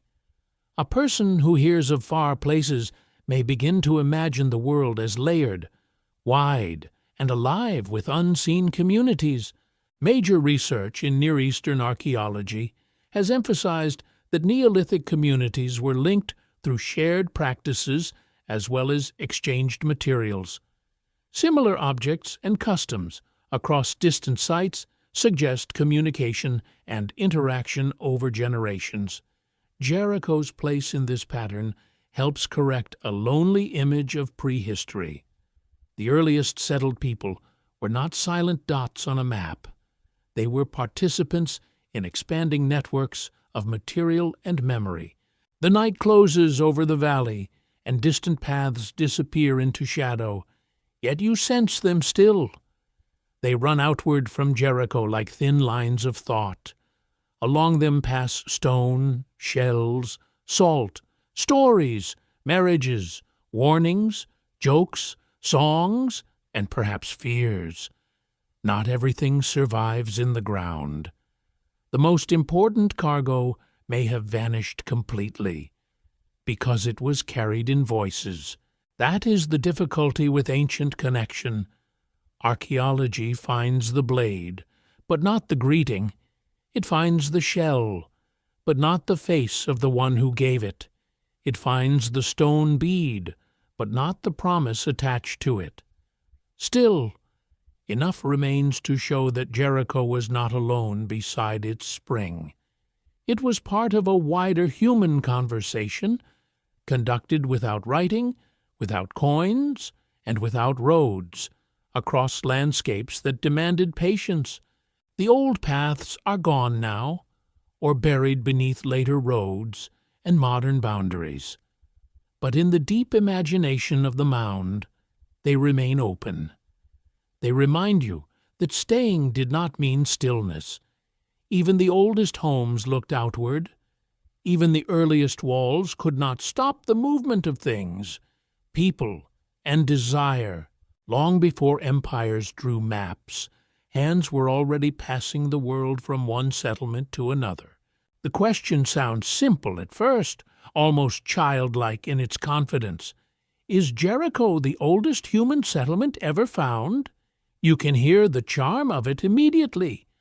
One place, one title, one ancient champion standing at the beginning of settled life. Human beings enjoy superlatives.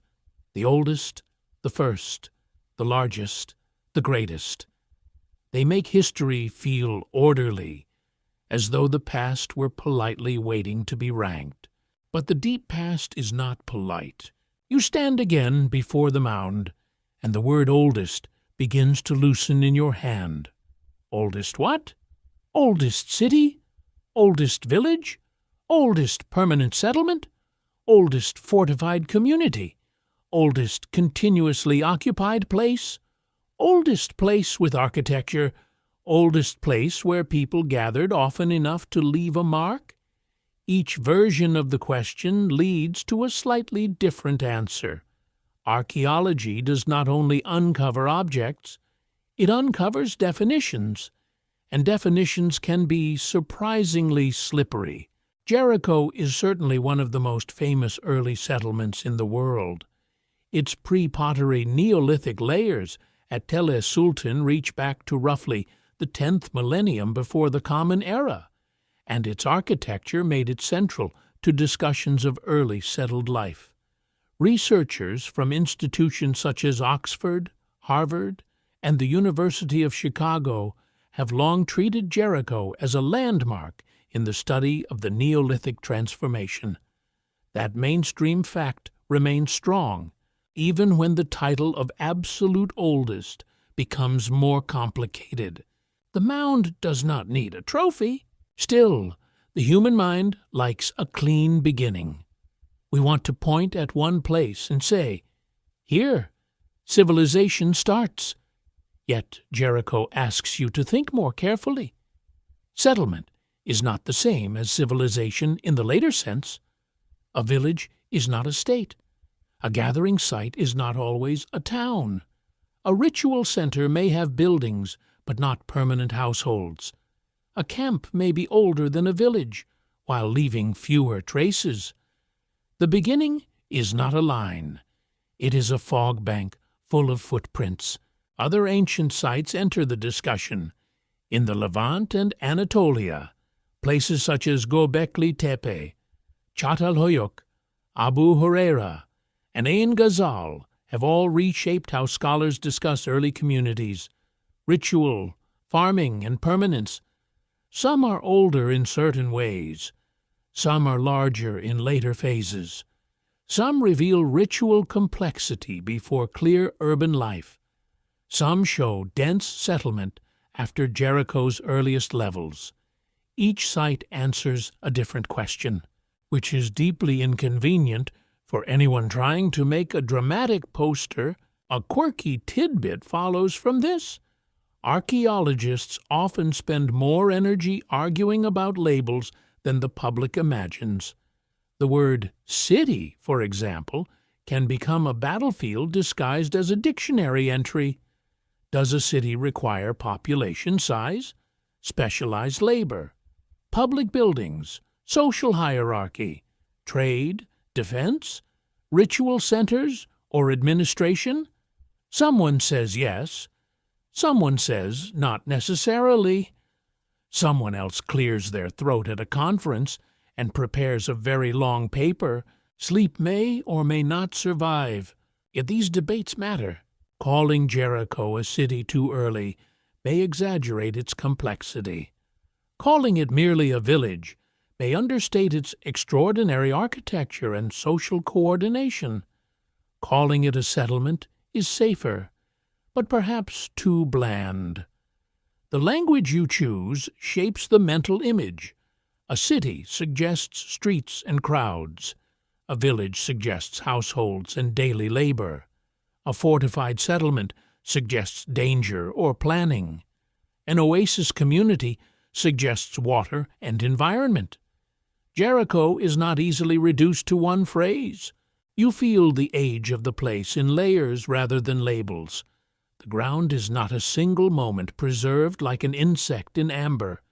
It is a long accumulation of occupation, abandonment, repair, rebuilding, destruction, and memory. Some phases are Neolithic, some are much later. The mound contains many Jerichos, stacked upon one another. To ask whether Jericho is the oldest settlement can accidentally flatten those layers into one simple object. But ancient places are plural. This is where the concept of continuous occupation becomes important. Some people describe Jericho as among the oldest continuously inhabited settlements, but even that phrase needs caution. Occupation at ancient sites is rarely perfectly unbroken. Communities shrink, move, return, rebuild, or shift across nearby areas. Later town life may not sit exactly on the earliest inhabited ground. Continuity can mean presence in a landscape, not necessarily the same families, in the same houses without interruption for 11,000 years. Even history needs a nap occasionally. An open scholarly debate concerns how to measure permanence in early settlements. Some researchers focus on year-round occupation, evidenced by architecture, storage, burials, and environmental data. Others allow for seasonal aggregation, repeated return, or ritual occupation as steps toward settlement. The debate is especially important for sites before writing, because there are no census records, no property documents, and no neighborly complaints carved into stone, which is a tragic loss for historians. You can imagine the problem through a simple scene. A group comes to the spring every year for generations, builds shelters, buries relatives, stores tools, and repairs structures. Are they settled? Another group remains year-round, but in smaller numbers. Another gathers seasonally for ritual work and leaves enormous monuments. Which is the oldest settlement? The answer depends on what kind of human commitment you are trying to measure. This is why Jericho remains so important, even when other sites complicate the superlative. It provides powerful evidence of early architecture, communal construction, domestic space, burial practice, and attachment to place. It shows that by a very early date, people in the Jordan Valley had begun shaping a landscape into a durable human environment. It may not be the simple first of everything. It is better than that. It is evidence of a threshold. The threshold is more interesting than the title. Major scientific research on the Neolithic transition has increasingly shown that settled life developed in multiple places and through varied paths.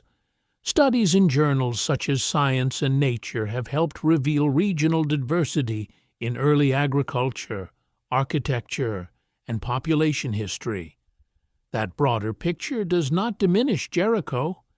It places it within a wider human awakening, where many communities tested new relationships with land, food, memory, and labor. You pause with that thought. Human settlement was not invented once, like a clever tool. It emerged through repeated experiments across different environments. Some failed, some lasted, some left little trace. Some became famous because their remains were preserved, excavated, and interpreted at the right time.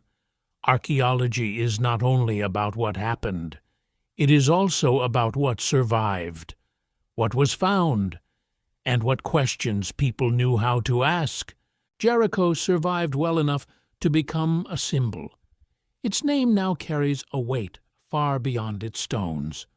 For some, it means the oldest city. For others, the earliest wall. For others, the deep roots of agriculture, ritual, or settlement. Symbols are useful, but they can become too smooth. The real Jericho is rougher, more layered, and more fascinating than the slogan. You look across the mound and imagine scholars working in heat, brushing soil, measuring deposits, comparing dates, and adjusting interpretations as new evidence appears. The process is slow and imperfect. A radiocarbon date is not a magic oracle. A layer can be disturbed. A structure can be misread. A proud theory can trip over one stubborn seed or bone fragment. This is why serious archaeology changes over time. It listens to the ground, then reluctantly corrects itself. There is humility in that. The oldest human settlement ever found may be less a final answer than a question that keeps improving. Jericho remains one of the earliest and most influential examples of settled life, especially because of its scale, architecture, and long archaeological record. Yet the search for the oldest depends on definitions, new discoveries, and careful comparison.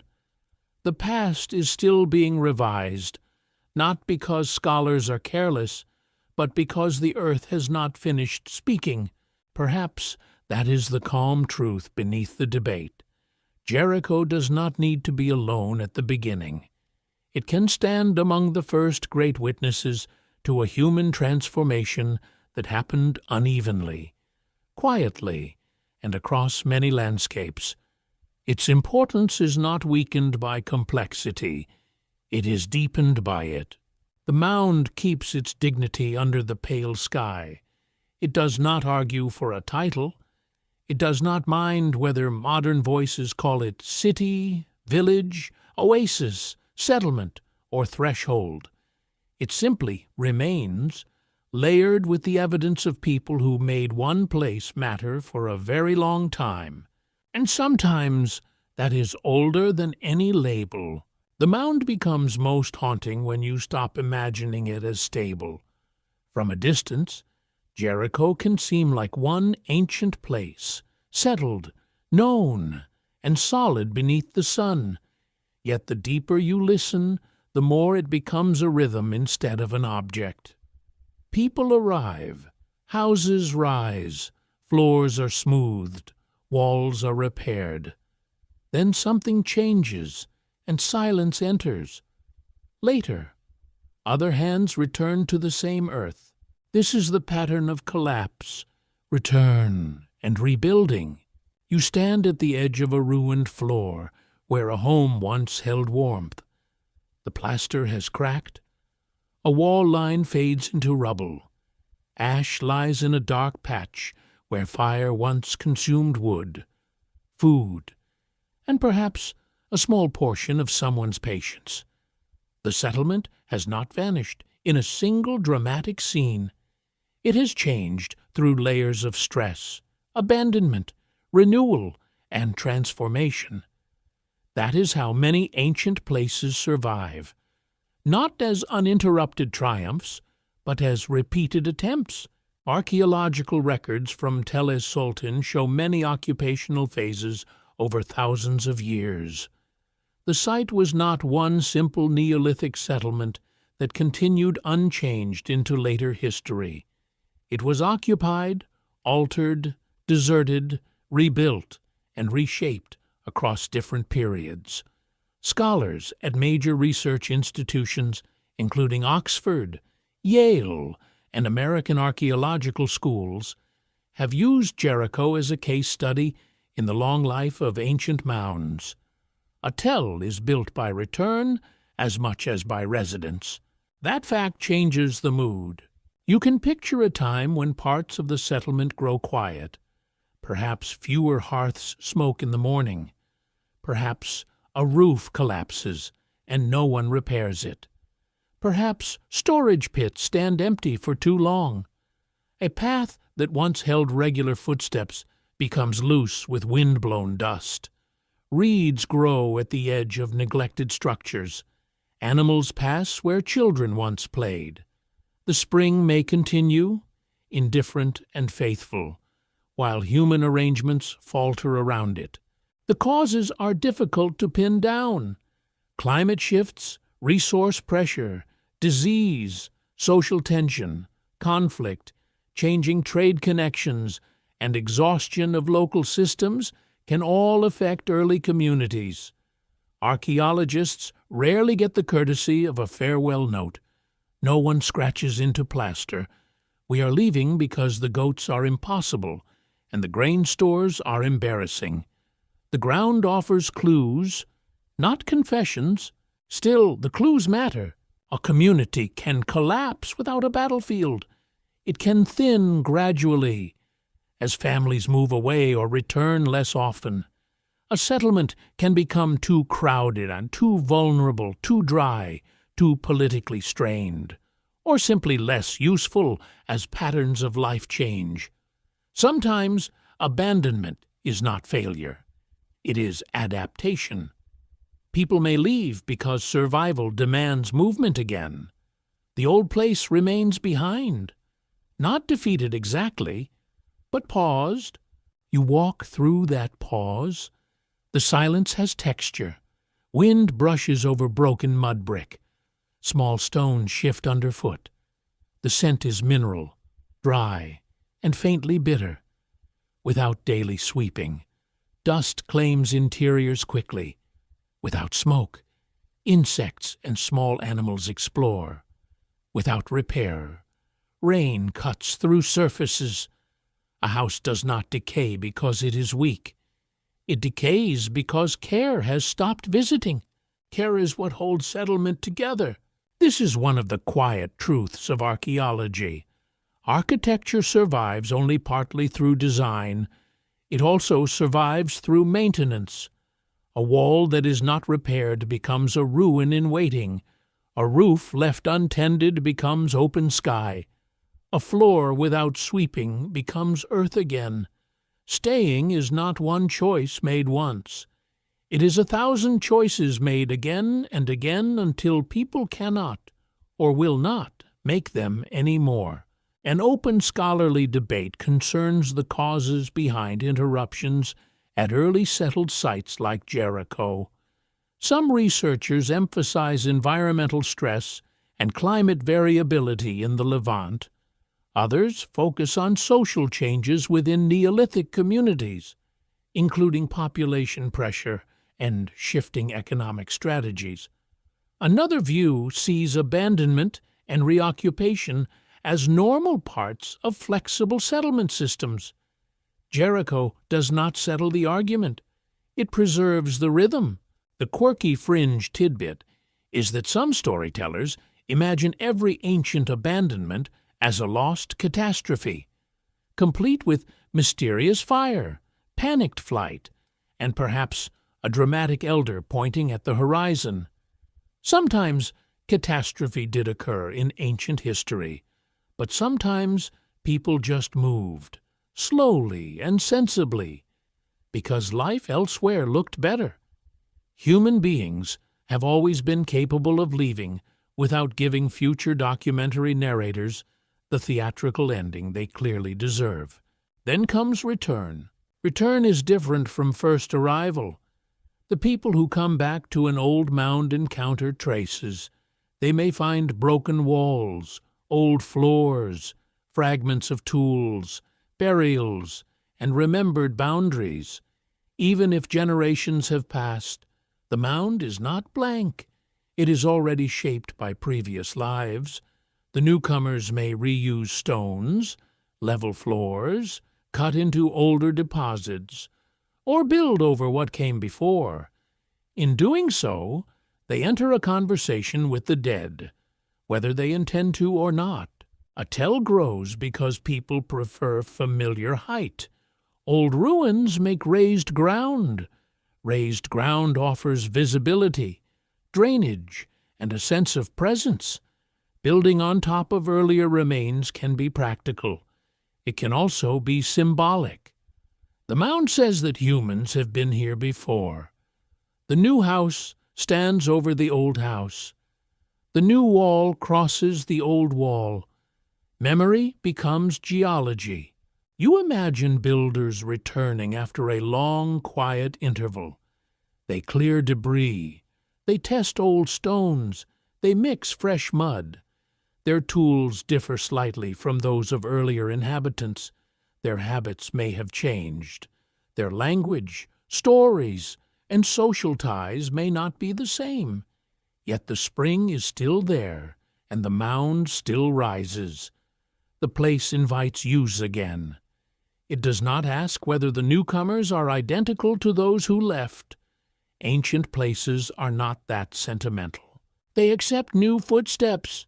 Mainstream archaeological interpretation recognizes Jericho as a multi-period site with major later occupations, including Bronze Age phases far removed from its earliest Neolithic beginnings. That long sequence has made the site famous beyond prehistory.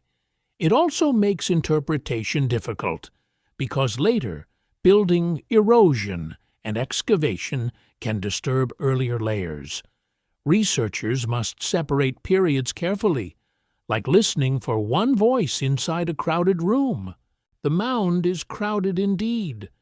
Neolithic houses lie below later settlements. Later walls and destructions create their own stories. Every age leaves material that can confuse or illuminate the others. Archaeology becomes an act of patient separation. Which stones belong to which people? Which floor is earlier? Which burning belongs to which event? Which story has been projected backward by later imagination? You feel that difficulty under the evening sky. The mound looks still, yet it contains motion. Long habitation does not mean one community endured unchanged. It means the place kept attracting human attention. That is different. and perhaps more powerful. Jericho's endurance lies not in perfect continuity, but in repeated human return to the same life-giving landscape. Collapse, then return. Silence, then smoke. Ruin, then floor. This rhythm can feel unsettling because it resembles human memory. You think you have left something behind, yet you build over it. You imagine a clean beginning, but older layers remain underfoot. Communities do the same. They inherit ground full of former choices, even when they do not know the names of earlier builders. They live among their material remains. The past becomes part of the room. A soft philosophical thought begins to form. Perhaps permanence is not the absence of interruption. Perhaps it is the ability of a place to draw life back after interruption. Jericho's power may lie in that repeated pull. The spring continues. The mound rises. The valley opens. People leave, return, rebuild, reinterpret, and leave again. Time does not erase the place. It thickens it. In the darkness, you imagine a single ember glowing in a restored hearth after years of silence. Around it, a new household settles beneath a repaired roof. They may not know exactly whose floor lies beneath theirs. They may not care. Yet they are part of the mound's longer breathing. Their ordinary evening becomes another layer, and beneath that layer, earlier lives remain, not as a clear story, but as weight. Jericho does not tell you that humans build once and succeed forever.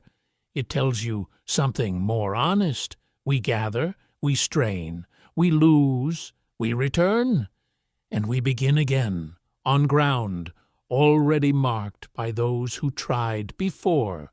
The stones of Jericho have never belonged only to archaeology.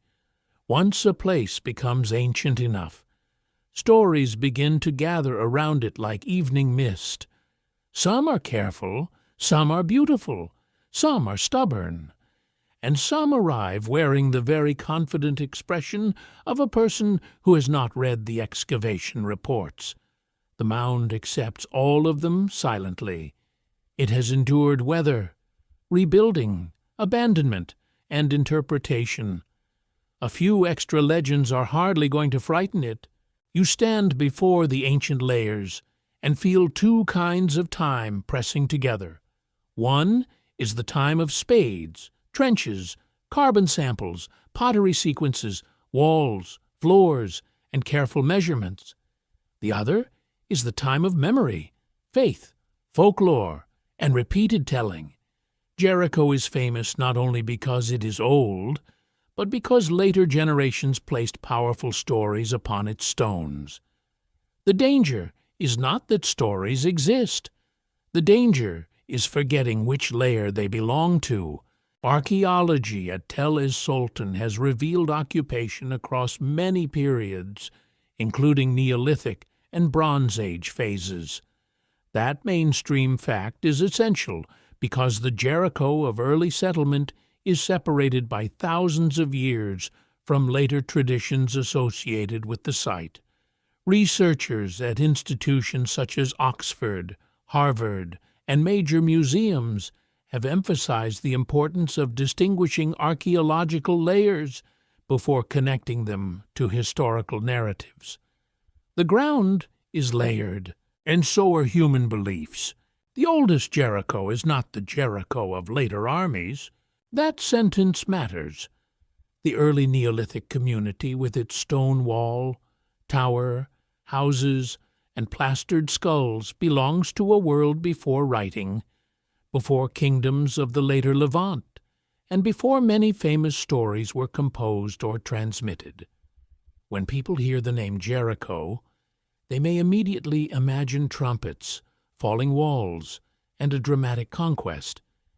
Yet the mound's deepest levels speak of something much quieter. They speak of settlement, water, ancestors, food, and labor. Still, later stories have power.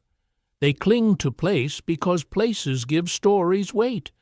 A tale attached to a real mound feels different from a tale floating in no particular landscape. You can walk near the earth. You can see the spring. You can look toward the hills. The body begins to believe more deeply when the feet have somewhere to stand.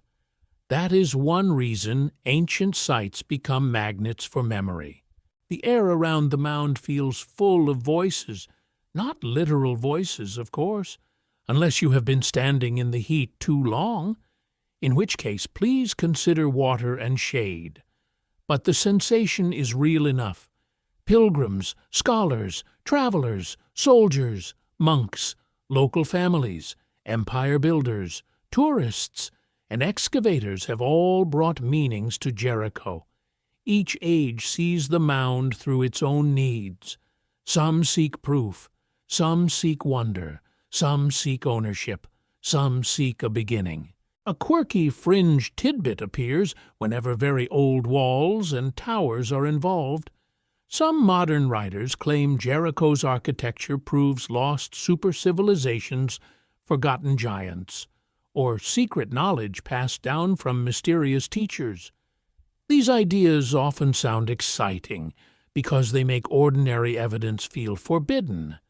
Yet they usually take achievement away from the people who actually lived there. The Neolithic builders do not need invisible masters. Their work is impressive precisely because it was human. That is a useful rule. When a theory makes ancient people less capable, you should listen carefully for the sound of modern arrogance. The past was not a waiting room for later intelligence. Jericho's inhabitants built, organized, remembered, and adapted with the materials and knowledge available to them. Their world was not simple because it was early. It was complex in ways that do not always leave written explanations. You move closer to the edge of a trench, where layers can be read like a difficult book. Each deposit belongs to a particular period of activity. Ash, plaster, stone, fill, collapse, and rebuilding form sentences without grammar. A trained archaeologist does not simply point to a wall and declare a story. They ask where it sits, what lies above it, what lies below it, what materials accompany it, and how it compares to other evidence. Less glamorous than prophecy.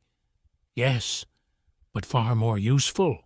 There is an open scholarly debate over how later textual traditions should be compared with archaeological evidence at Jericho. Some researchers argue that ancient narratives may preserve distant memories reshaped through theology and storytelling. Others caution that such traditions cannot be used as straightforward reports of events without independent support. The debate is careful because both texts and ruins deserve respect, but neither should be forced to say what it cannot prove. You sense why this matters for listeners drifting in the dark. A story can be meaningful without being a simple photograph of the past. A ruin can be real without confirming every legend attached to it. Jericho teaches the patience of separation. The old mound does not reject myth. It simply asks you to place myth in its proper layer, above or beside the archaeological one, rather than crushing all periods together into a single dramatic scene. Later legends may tell you about fear, identity, divine power, moral order, and the memory of conflict. The Neolithic layers tell you about another kind of human truth. People gathered by water. They built with stone and mud. They buried ancestors beneath floors. They exchanged goods and managed food. They created boundaries and perhaps symbols before anyone wrote their names. Both kinds of story can matter, but they do not speak the same language. The difference is like firelight and daylight. Firelight reveals shapes, mood, and emotion. Daylight shows edges, cracks, and measurements. Neither is useless, but if you mistake one for the other, the room changes. Jericho has been seen by both lights for centuries, and sometimes the shadows have been mistaken for walls. You hear the soft scrape of a trowel in imagination. A worker clears dust from an ancient surface, grain by grain. This is not the quick unveiling beloved by adventure films.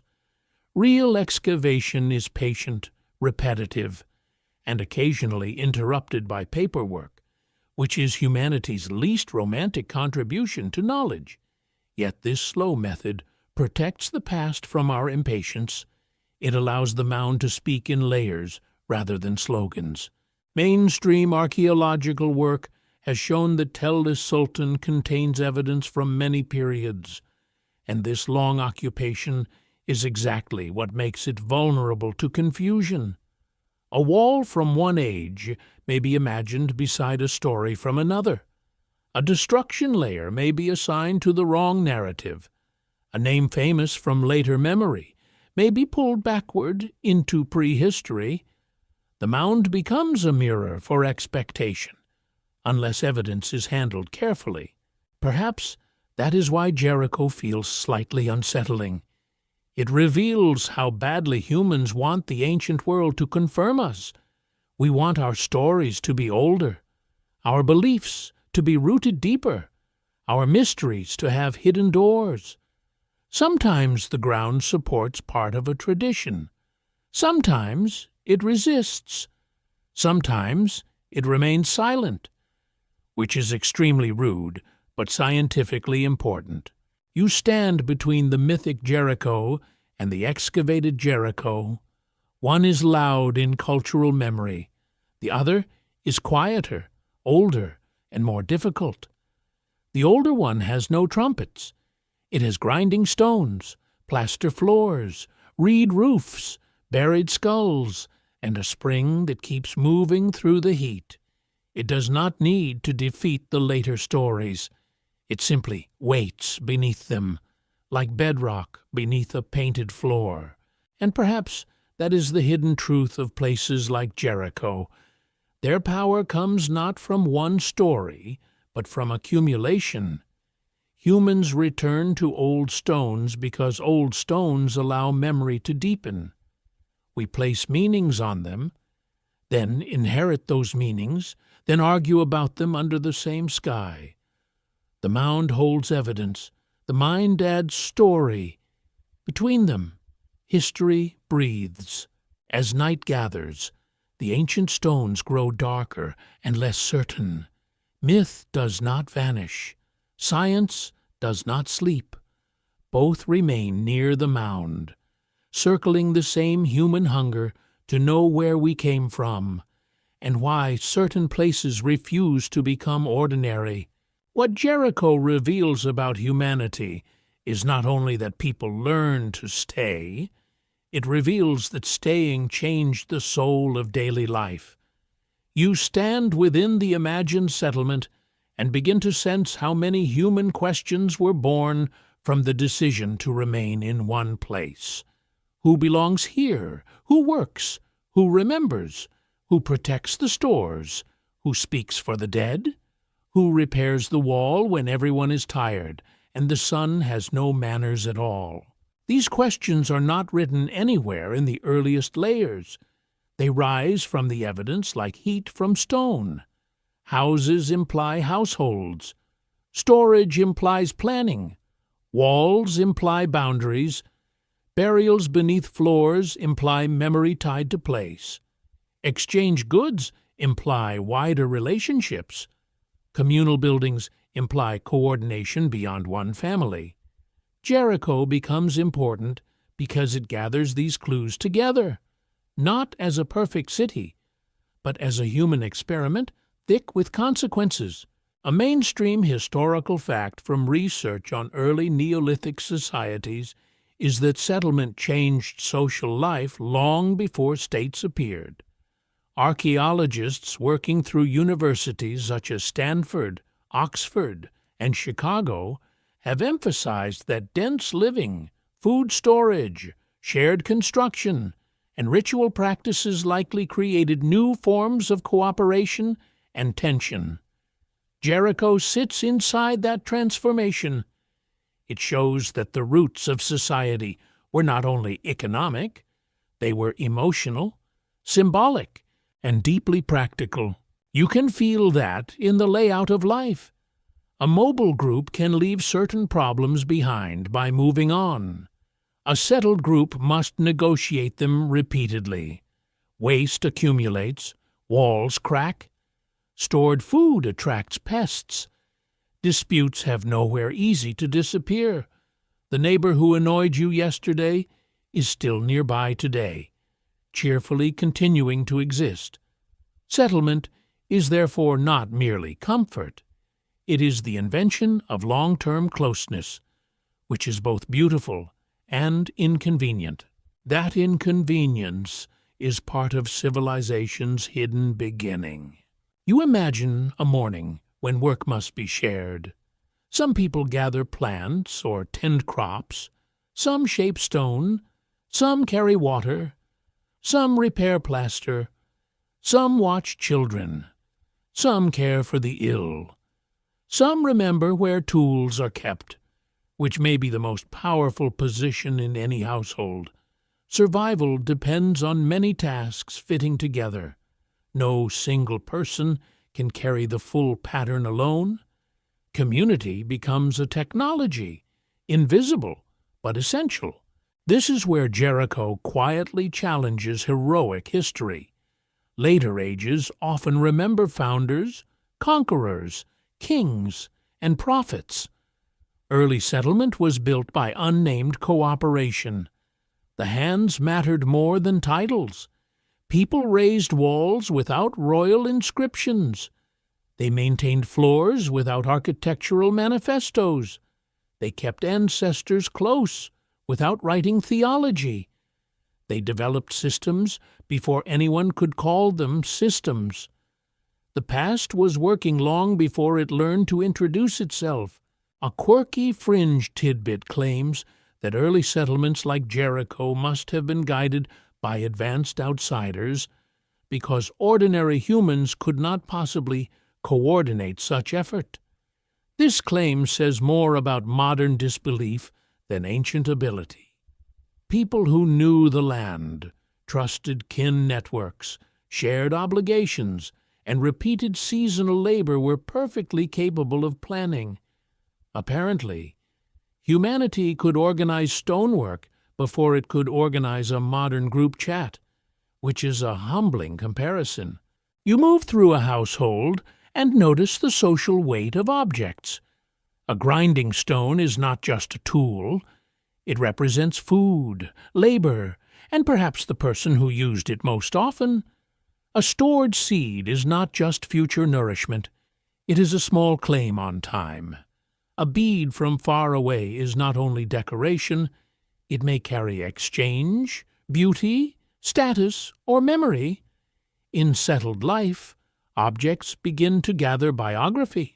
The same happens to places.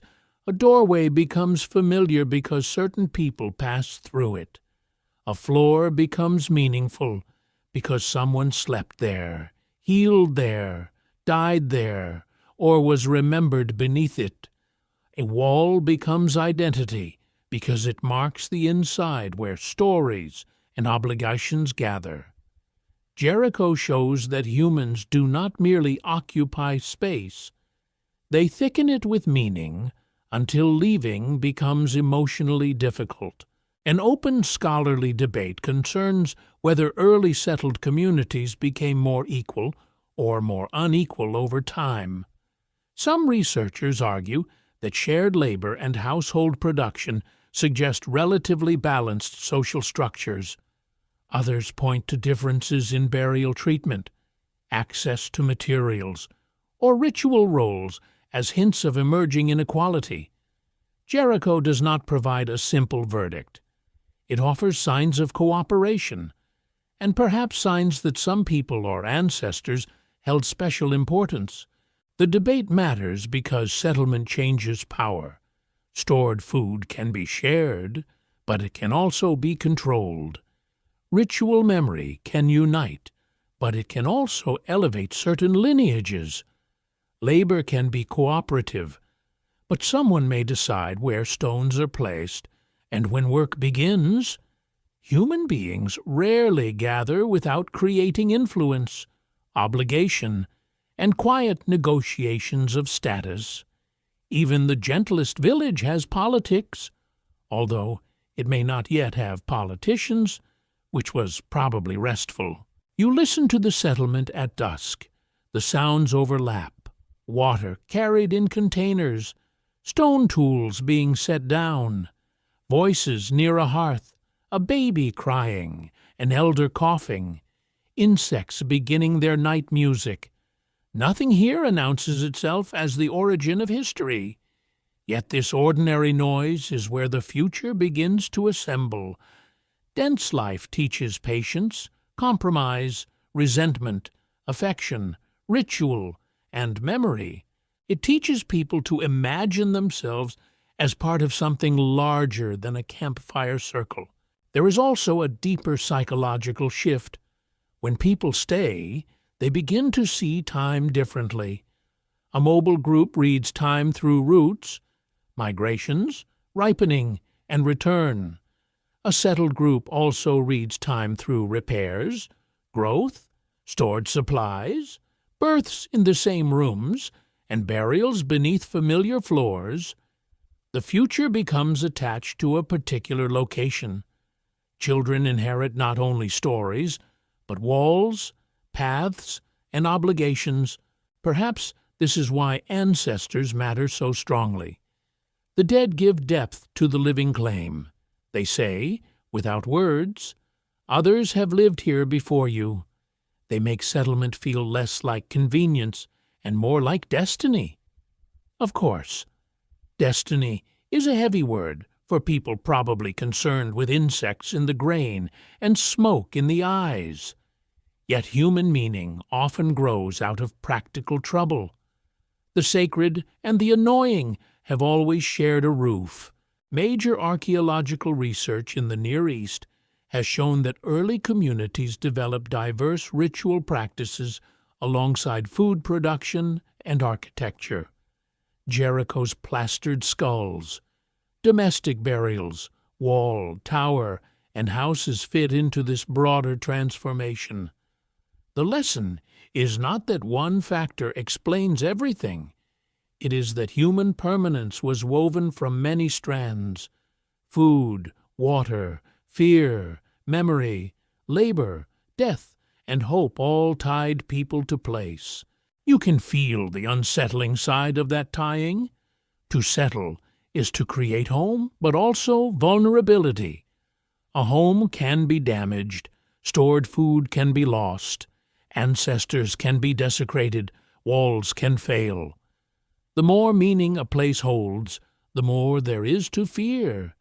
Jericho reveals that permanence carries risk because it gives humans something specific to lose. Wandering has dangers, but staying creates heartbreak with an address. Still, people stayed. That decision suggests a powerful human longing, not simply for comfort, but for continuity. To wake where you slept before, to know the path to water, to recognize the shape of evening against the same hills, to teach children the names of places, even when those names are not written, to believe that the floor beneath your feet belongs not just to the present, but to those who came before and those who may come after. Jericho does not answer every question about the oldest settlement. It does something more intimate. It shows why settlement mattered. It reveals humans as creatures who make meaning by repeating acts in chosen places. We build, store, bury, repair, remember, and return. We turn ground into belonging through labor and loss. We place our dead beneath our homes and our hopes inside walls that time will eventually break.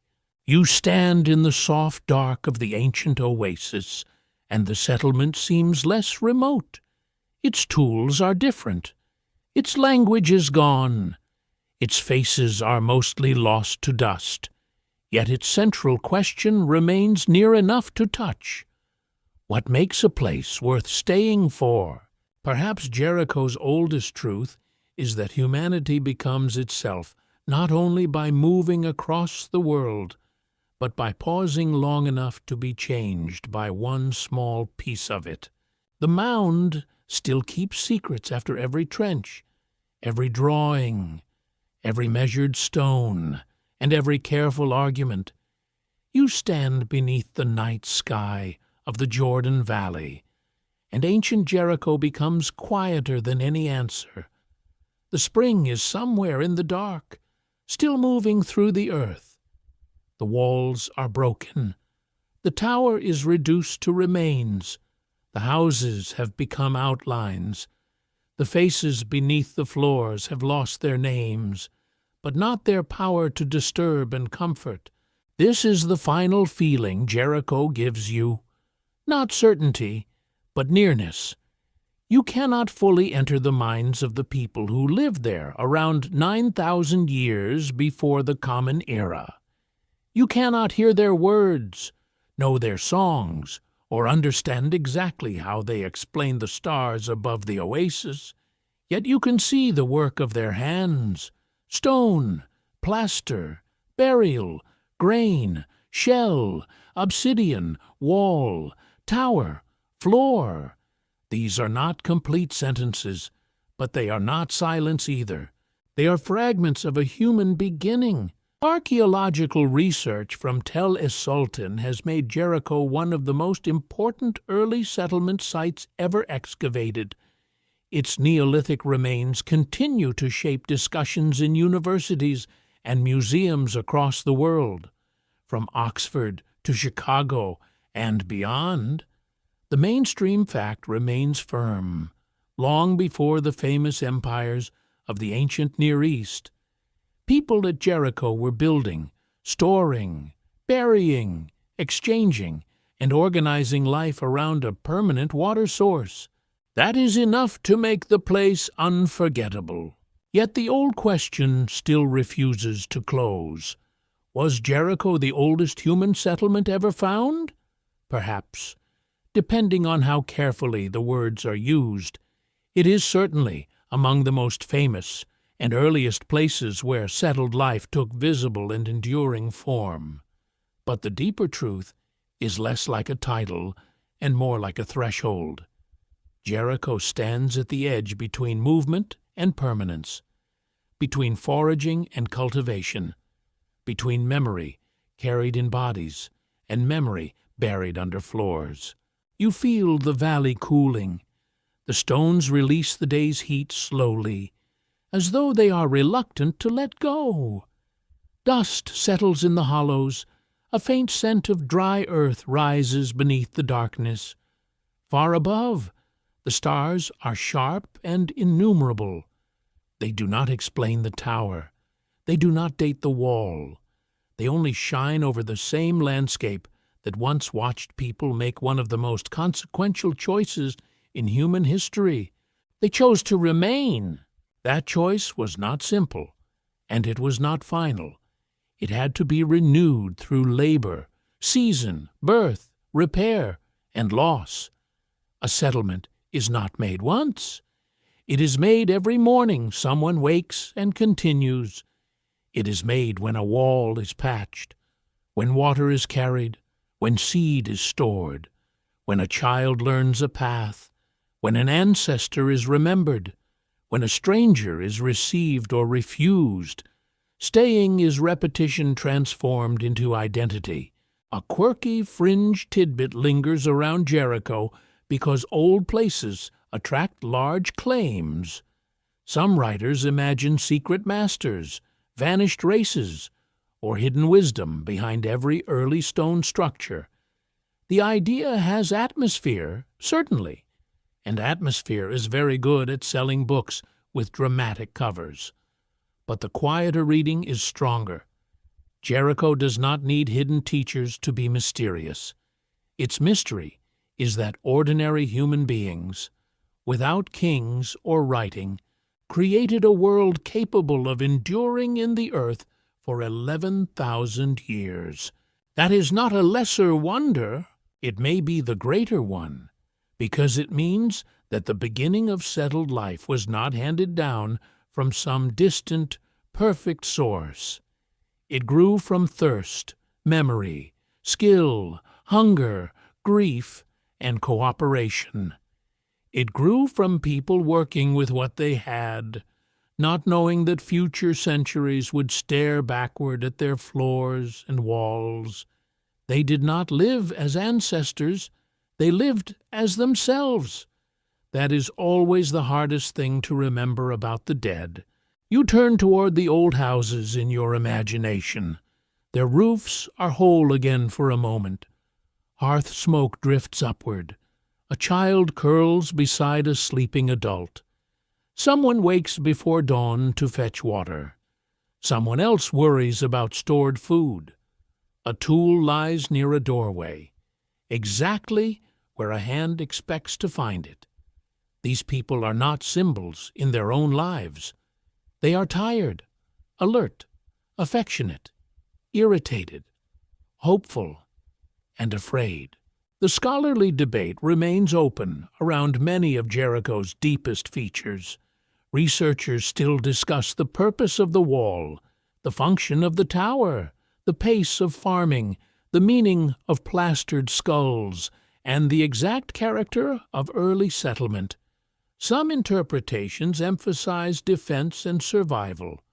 Others see ritual, social memory, environmental management, or community identity. The evidence allows several paths, and none reaches the whole interior of the ancient mind. That uncertainty is not failure. It is part of the honesty of prehistory. The farther back you travel, the more the past becomes a dimly lit room. You can make out shapes. You can touch certain objects. You can understand some uses. But the full conversation has ended. The people are gone, and the language of their inner world has not survived. Archaeology lets you stand at the doorway. It does not always let you enter. Still, standing at the doorway matters. Jericho shows that humanity's oldest settlements were not merely practical solutions, they were emotional landscapes. People did not only need water, they needed belonging. They did not only need food, they needed memory. They did not only build walls against danger, they built edges around the fragile idea of home. In the deepest layers, you see human life becoming heavier, more rooted, more vulnerable, and more meaningful. There is something unsettling in that. To settle is to create a place that can be lost. The moment people build walls, they also create the fear that walls may fall. The moment they store food, they create the fear of hunger returning. The moment they bury ancestors beneath floors, they create a place where memory can be wounded. Permanence is beautiful because it is fragile. Jericho knew that before history could say it aloud. The mound remains under the stars, layered with attempts. It does not give one clean answer, because no human beginning is clean. It gives traces instead, a spring in the desert, a wall without a king, a tower without a known purpose, houses shaped by daily hands, faces of the dead remade in plaster, seeds gathered, ground, stored, and perhaps planted, objects carried from distant lands, silence after abandonment, footsteps after return. All of it gathers into one slow recognition. Long before great monuments rose elsewhere, human beings were already learning the cost of home. They were discovering that a place could hold work, fear, nourishment, memory, and identity together. They were learning that the earth beneath a household could become more than ground. It could become inheritance, and perhaps that is why Jericho still feels awake in the dark. Not awake as a city of noise, but awake as a question. It asks when movement becomes return. It asks when shelter becomes home. It asks when memory becomes sacred. It asks whether the oldest settlements are measured by stone, or by the human longing that made stone worth lifting in the first place. The spring continues beneath the night. The mound keeps its secrets, and perhaps the story is not yet complete.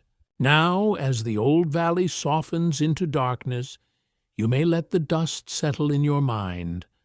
There is no need to solve every stone tonight.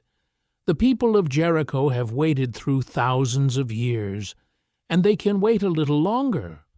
Their walls no longer demand labor. Their hearths no longer need tending.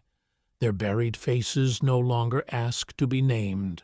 You can leave them gently. Imagine the spring again, not as evidence, not as a scholarly problem, but as a quiet thread of water moving through the sleeping earth. It passes under reeds and stones. It touches roots. It keeps its ancient rhythm without hurry. Above it, the stars loosen their sharpness and become soft points of light. The mound darkens until it is only a low shape against the valley. Calm and patient, your breathing slows with that landscape. The heat of the day has gone from the stones. The old paths fade into shadow. No voices rise from the houses now. No tools strike flint. No hands smooth plaster. There is only the idea of hands resting at last, after so much building and carrying and remembering.